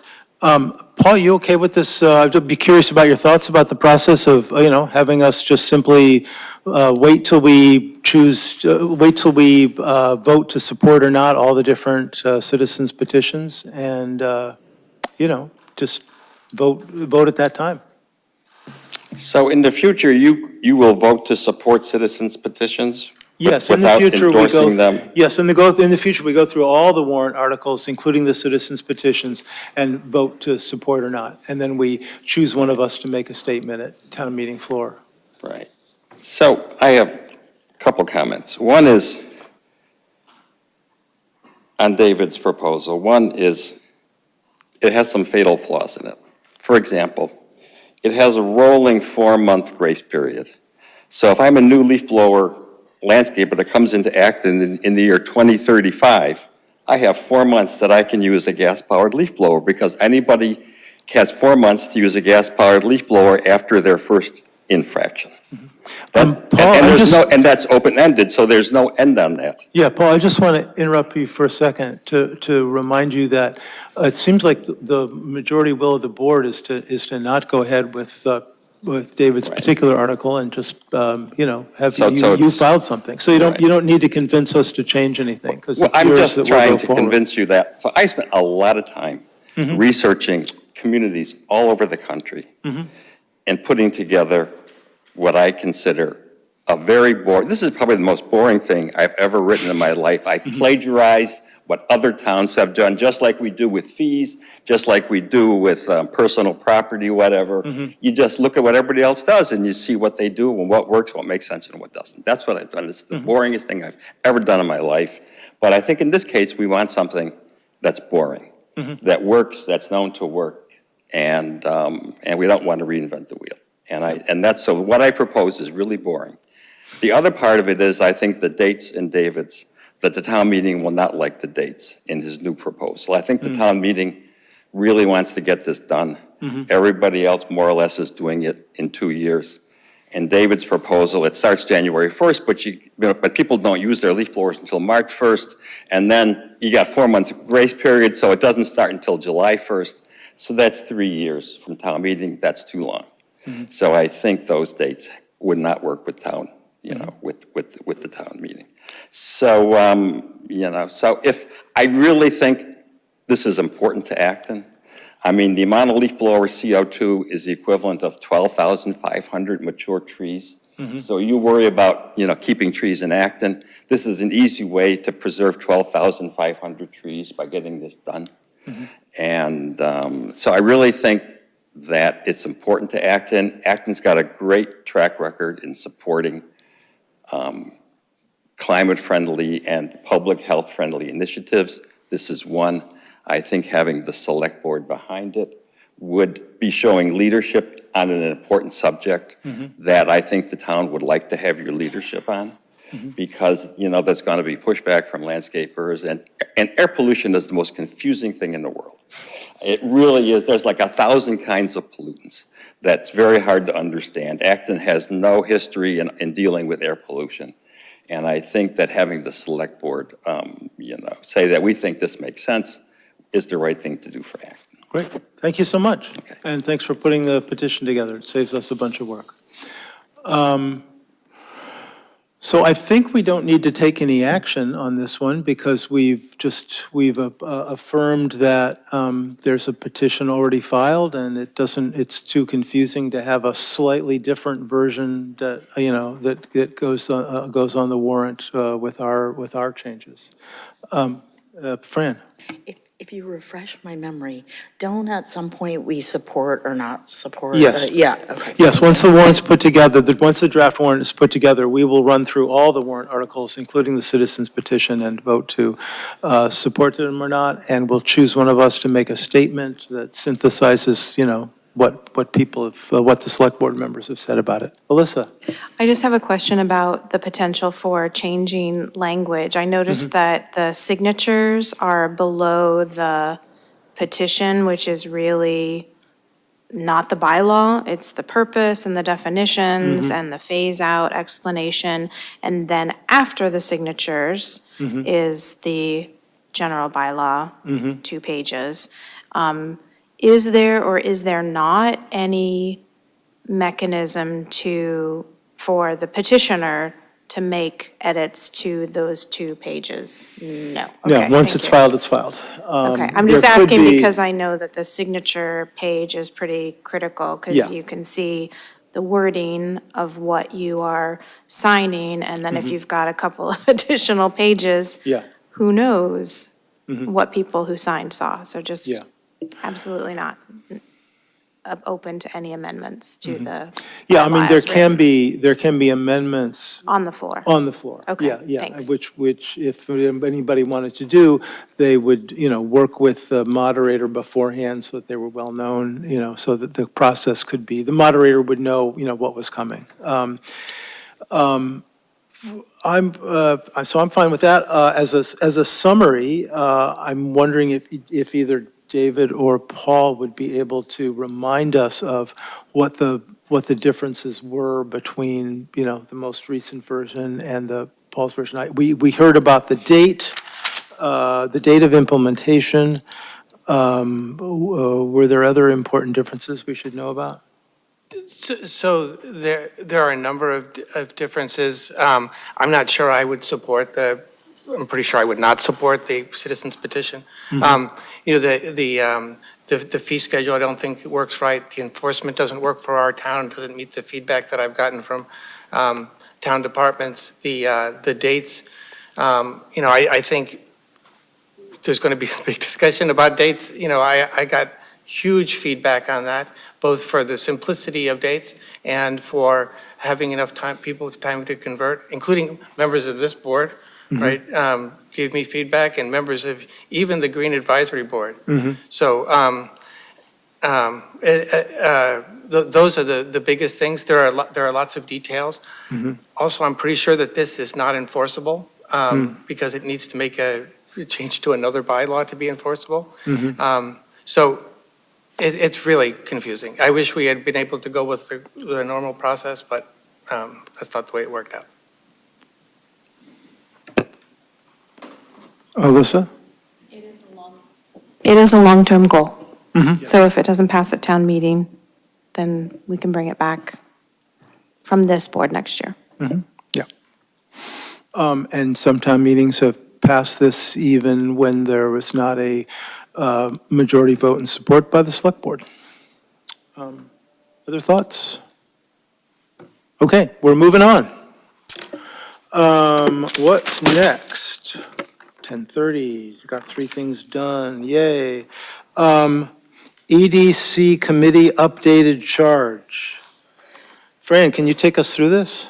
Well, I'm dead here. Everything I have, my electronics dead. Okay, but I'll bet you Tom could bring up the document in the packet. I just need a clarification. Do you want the charge or the track changes on the screen? I can Let's bring start up with the one at track a time. changes, because We'll that'll start be with the. track changes. Changes are, they're so minimal. Okay, Yeah. Thank you. great.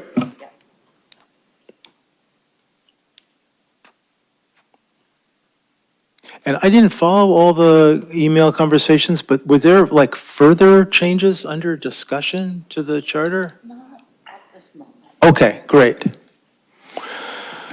So it's the same up top? So that is that is the changed charge. Yeah, okay, but it says with tracked changes, So so. does Does anything show up with tracking marks? in our packet, there are 2 of them on a page. Yeah. And it shows you in yellow the changes. Oh, okay. So what's changed really is updating, it used to say like the land use department, and it's updating it to the director, Great. economic development director. Mhm. A semicolon, I think, is a change. A comma is a change. That kind of thing. Okay, so no changes to the number of members? Not at this time. What boards need to provide liaisons, all that stuff? It's No. just mostly small wording changes? Housekeeping, Housekeeping. really. Alyssa has some thoughts about Yeah, this. so I noticed a pretty big change, I thought. The proposed change no longer indicates that the select board member representative is a full member. So I'm wondering, have you been a full voting member or a liaison? Okay. So maybe this is really old. Okay. All right. Well, that was my question. Why Great. are we changing that? Okay, so it's reflecting how we do things these Okay. days. Okay. And there is no, I believe that Julie's title is Economic and Community Development Director. Is there any desire to have her? Hey, John, what's have Julie's her real title? Proper Yeah. title? I think the functional title shown here is sufficient, but Okay. yes, that we did change her title slightly. Okay. Oh, look, there's some yellow stuff. Okay. Right, so now we're the select board, yeah. David? Yeah, I would like to suggest a change to the original wording at the top where it says the Economic Development Committee will. I think it should be the Economic Development Committee advises the Select Board to. Can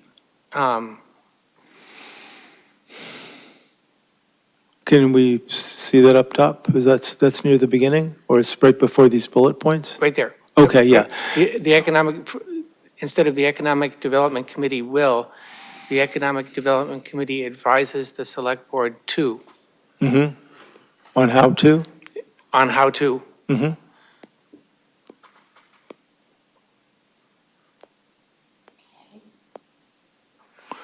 I'm comfy with that change.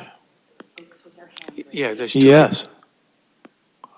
But before we hear from them, are there other comments or general ideas from Select Board? Alyssa? I would just respond to that I understand where that is coming from, but it also seems to take credit where credit is not due. Mm-hmm. Really, a change like that, to me, I would want to bring back to the EDC and not, leave that up to their. So this is an advisory committee, right? Right. They don't set their own charge, we set their charge. Right. They can tell us what they'd like, Yep. certainly, and that's completely fine. But this is an advisory committee. They're not charged with doing anything themselves, right? Right? They have no power to do anything except advise us for things. They can facilitate communication with anybody they want, Right. right? But as far as taking actions, any action taken must be through the Select Board. Or it's staff doing things within their job responsibility. Like certainly Julie's job responsibilities include attract, retaining, and growing businesses and jobs. But still Well, doesn't change the fact that the committee itself doesn't do those things directly. Yeah. If there also wants to be a statement in here that says they'll work with the Economic Development Director and advise the Select Board too. But that's also fine with me. But our advisory committees, I mean, you can actually see this if you look at the Green Advisory Board one. It says that their purpose is to advise the Select Board and the school committee, right? Specifically, and that's true really for all of our advisory committees. Alyssa, you had your hand raised, or? I was just going to suggest that I've only attended a few Economic Development Committee meetings, but from those, I have become aware that they do a lot of face-to-face with business owners in the community, and they are not doing that because the Select Board has asked them to do that specifically, like if there's some sort of initiative from the Economic Development Office. So the advise the Select Board to gives the credit for helping to attract, retain, and grow businesses, help increase the value and desirability of our community. That credit goes to the Select Board rather than to the members of this committee. So I'm fine with having it be advise the Select Board that results in this, because I think that they do a lot of that work that has this direct impact. And it's not coming from our work. Well, let's see if hearing from the public helps clarify any of this, or we can do it another week. 2 minutes. Yeah. You never know. So Matt, can you bring in the members of the public that have raised their hand in some order that makes sense to you? Of course, Mr. Chair. The first is call-in user. They should be able to speak now.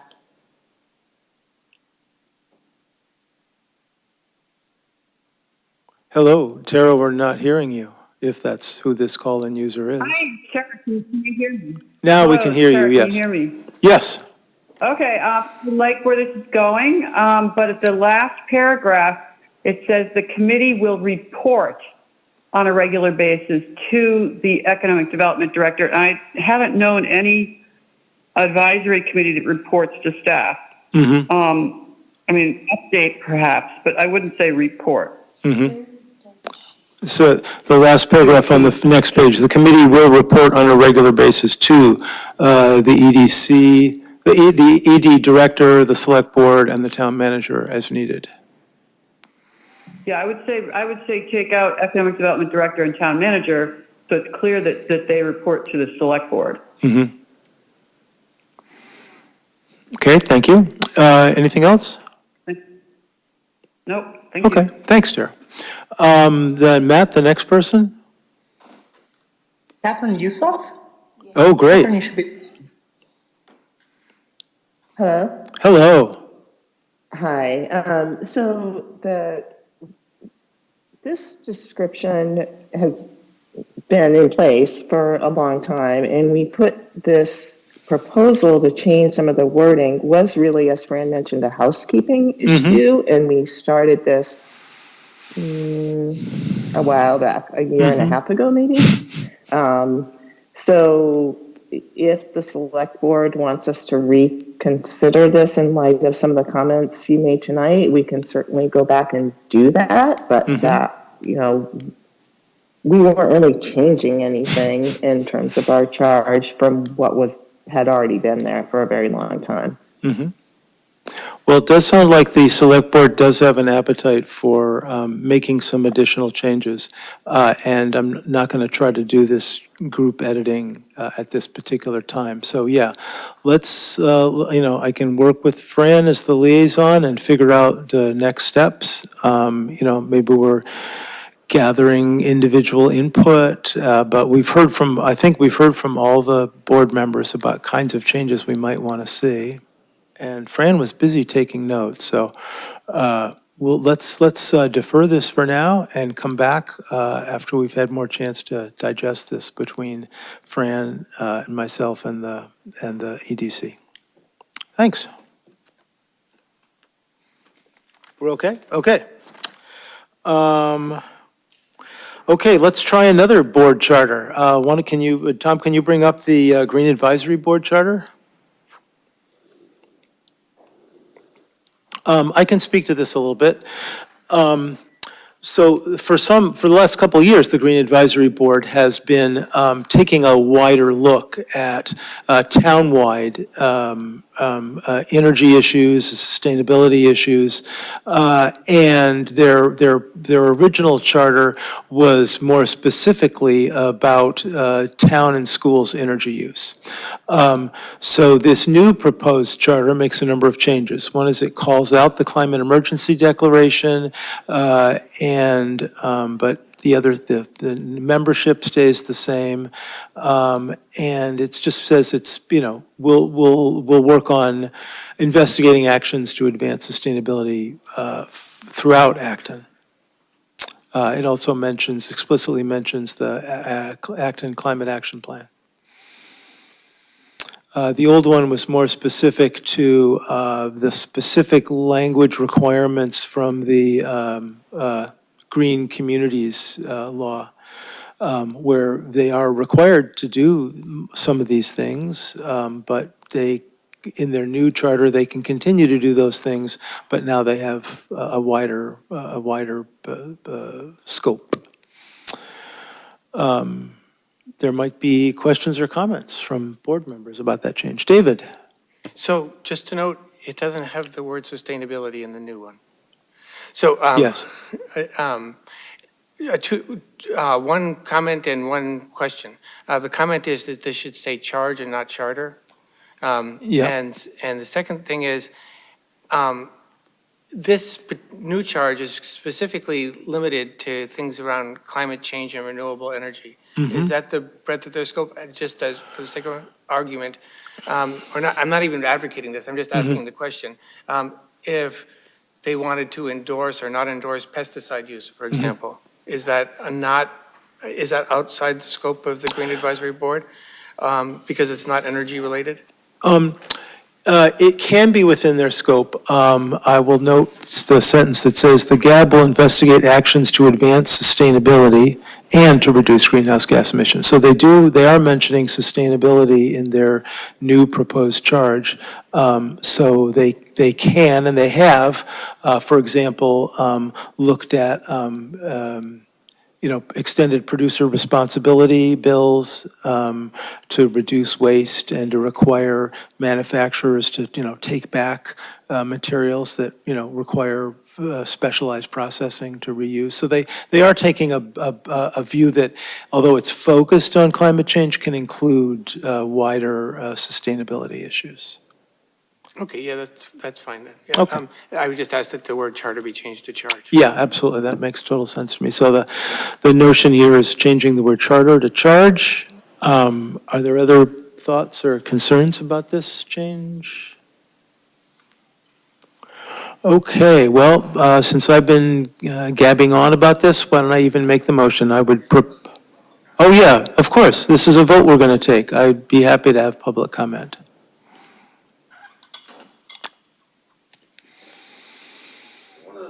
I've discovered with the leaf blower project is nobody is responsible for air pollution. And that's a problem. Acton, we've been kind of a sleepy burb, and air pollution hasn't been a problem. And leaf blowers is our first collision with air pollution in Acton, and it's a serious collision. And we don't have any board responsible to be monitoring it and advising the select board on it. And so it seems to me the options are the Board of Health or the Green Advisory Board. And my sense is the Green Advisory, it's more closely related to climate issues than it is to other Board of Health kind of things. And so I think it would make sense to explicitly put air pollution into the charter. Thanks, Paul.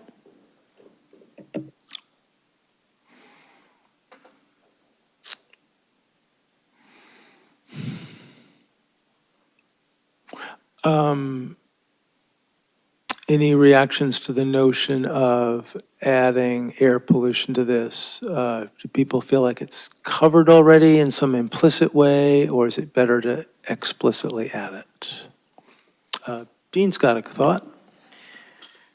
Well, I look at air pollution as being, certainly it's a green problem, but it's also more of a public health problem. And I would advise, especially where we're getting a new Health and Human Services Director, that we wait to see where that goes within the bailiwick of the Board of Health rather than try to move it over to Green Advisory Board. I suspect there's probably something to do with public health regulations that, things would be enforceable by the Board of Health rather than by this Green Advisory Board. So you can always come back and change it again if, after consideration, it doesn't seem to fit properly in the Board of Health. But I think it's more of a health-related problem than what's really covered under Green Advisory Board. Yeah, I tend to agree. I think we've got flexibility either way. I mean, the Green Advisory Board did, take up the gas leaf blower bylaw, so they apparently, seem with their current charge to think that it's in their jurisdiction. But I agree, there might be longer term, belong more to the Board of Health. So if we stay more silent about it, we can see where it goes. Any other thoughts or questions? So I think the proposal here then is to accept the language as written, except for changing the word charter to charge. So I'd move that we do that. Is there a second? Second? Second, okay. Any more discussion? All those in favor, please say yes or aye. Yes. Aye. Okay, that's unanimous. And we'll note in the minutes that there was this, important question about where air pollution belongs, and it might take some time to figure out where it does belong. Okay, that's good. That's the second to last thing. Now we have approved policy outlining select board liaison responsibilities.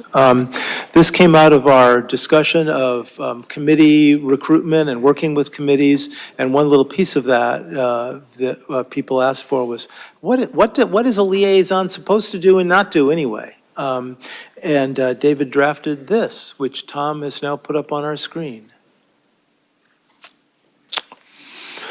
David, you want to say anything about it, or do people have questions about it? So sorry about the length as I got into this. It seemed to me that the responsibilities were very different between advisory committees, statutory committees, and external organizations. There is some overlap in some of the bullets, but rather than list the bullets and say that they applied to A or B, or I thought it worked better this way. It's pretty straightforward. I think it's what we do in, now. I don't think there's, I think my attempt here was to reflect what we do now and maybe formalize it a bit. Happy to take any notes, and if people have edits, I can come back with another draft or whatever people want to do.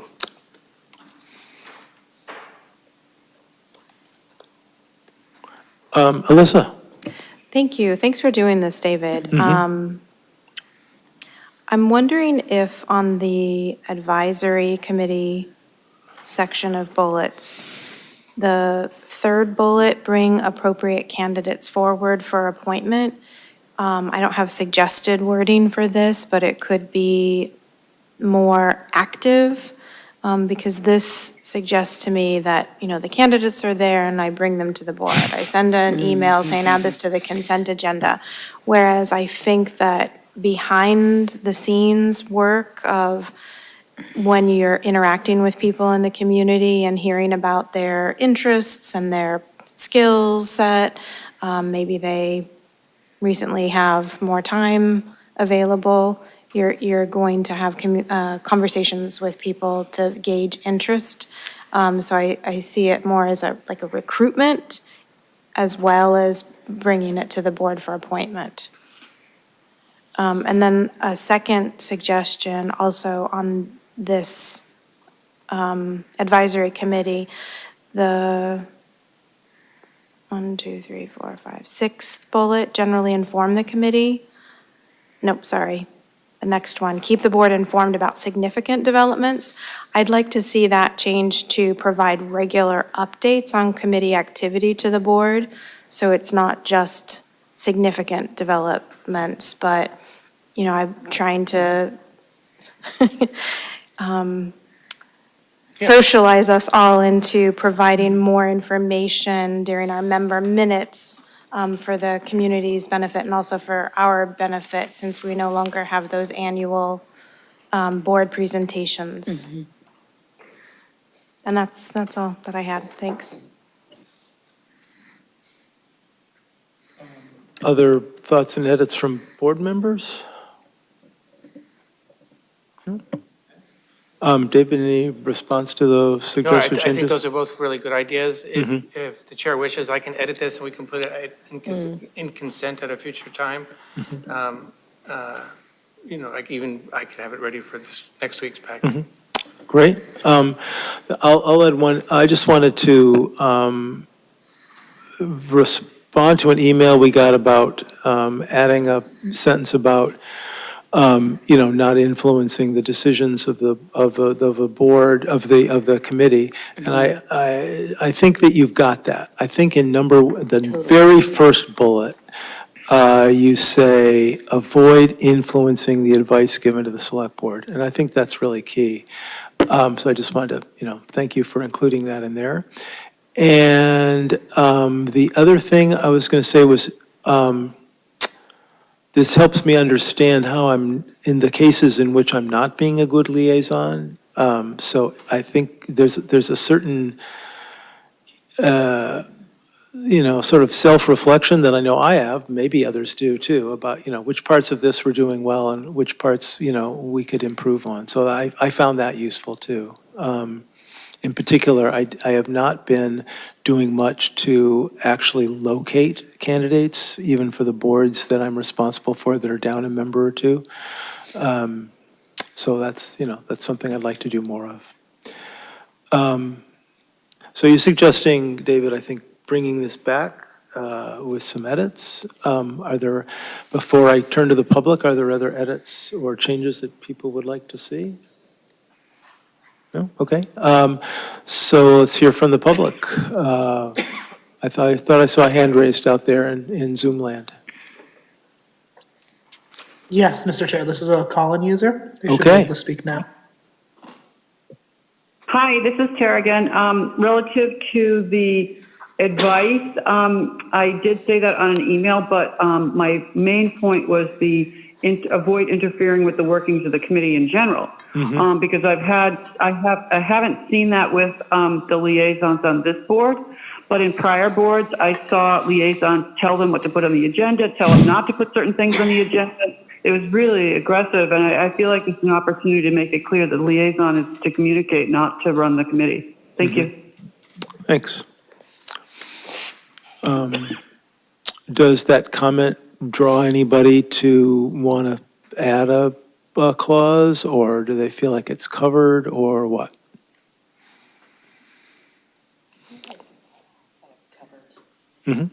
David? So I would differ a little bit from the commenter, so I'm also going to change these bullets to letters so they can be referenced.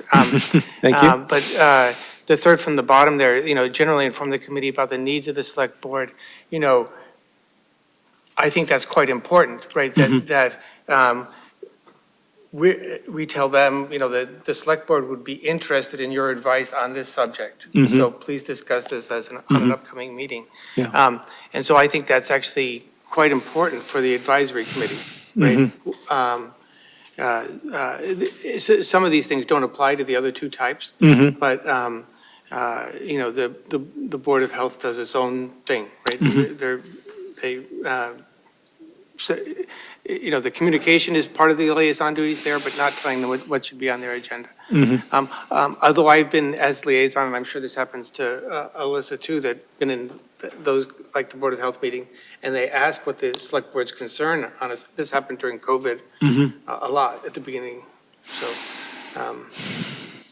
anyway, I think that there is that communication there, but I think we shouldn't interfere with the advice that we're going to get, right? Yeah, that is a very important thing. What is, so that's some changes. Now, is this just, do we go on to other kinds of committees, or is this the? Yeah, goes down there. Okay. Statutory and external organizations, which are both different. Okay.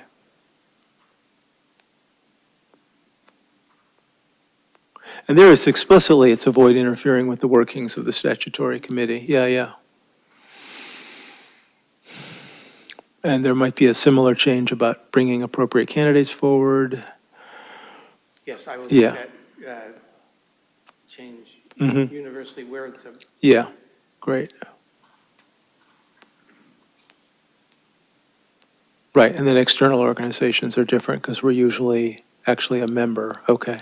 In there, we represent the Yeah. board and the town. That's right, yeah.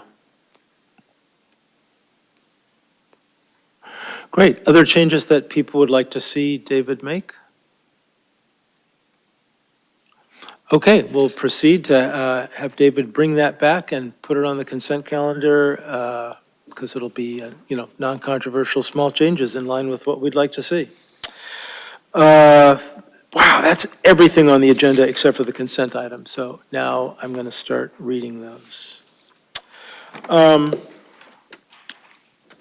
So as usual, interrupt me if I say something that you'd like us not to, just approve en masse. 18, approve meeting minutes, January 10th and 11th, 2024. Approve a request for use of town roads, National Brain Tumor Society rides, May 19, 2024.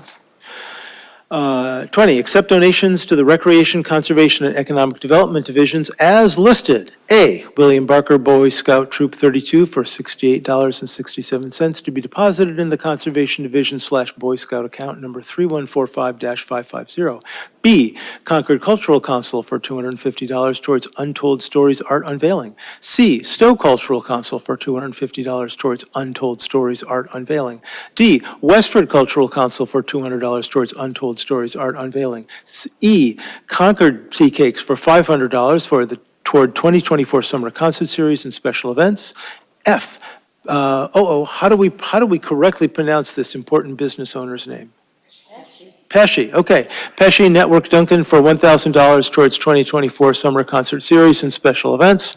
Eckel, Hoag, and O'Connor for $1,000 towards 2024 Summer Concert Series and special events. Oak Hill Mulch Company for $500 towards 2024 Summer Concert Series and special events. I, Powder Mill Animal Hospital for $500 towards 2024 Summer Concert Series and special events. J, Sorrento's Pizza for $2,500 towards 2024 Summer Concert Series and special events.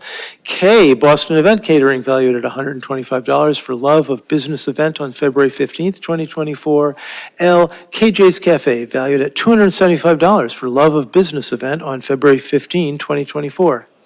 21, approve one-day liquor license applications as listed. A, Boston Events, Acton Senior Center, 30 Sudbury Road, April 23rd, 2024. Boston Events Nera Park, June 24th, July 12th, July 19th, July 26th, August 9th, and August 23rd, 2024. C, St. Elizabeth of Hungary, 89 Arlington Street, March 16, 2024. And D, Monica Krasnick, Clubhouse at Nagog Woods, March 2nd, 2024. There's that 11 o'clock bell. Is there a motion to approve consent items 18 through 21? So moved. Okay. And second, even though I was not aware we had a Conservation Division Boy Scout account. You'll learn something new every day, even close to 11 p.m. Okay, it's been approved and seconded. All those in favor, please say yes or aye. Yes. Yes. Aye. That's unanimous. Okay. As the bell tolls, any meeting evaluation comments? I'd say I am proud of us for getting through everything. Yeah, that's good. And I think we made some really important decisions. As I was drafting the annual report, I said, I really want to get through this meeting because there's so many things here that I would want to put in a annual report. Alyssa?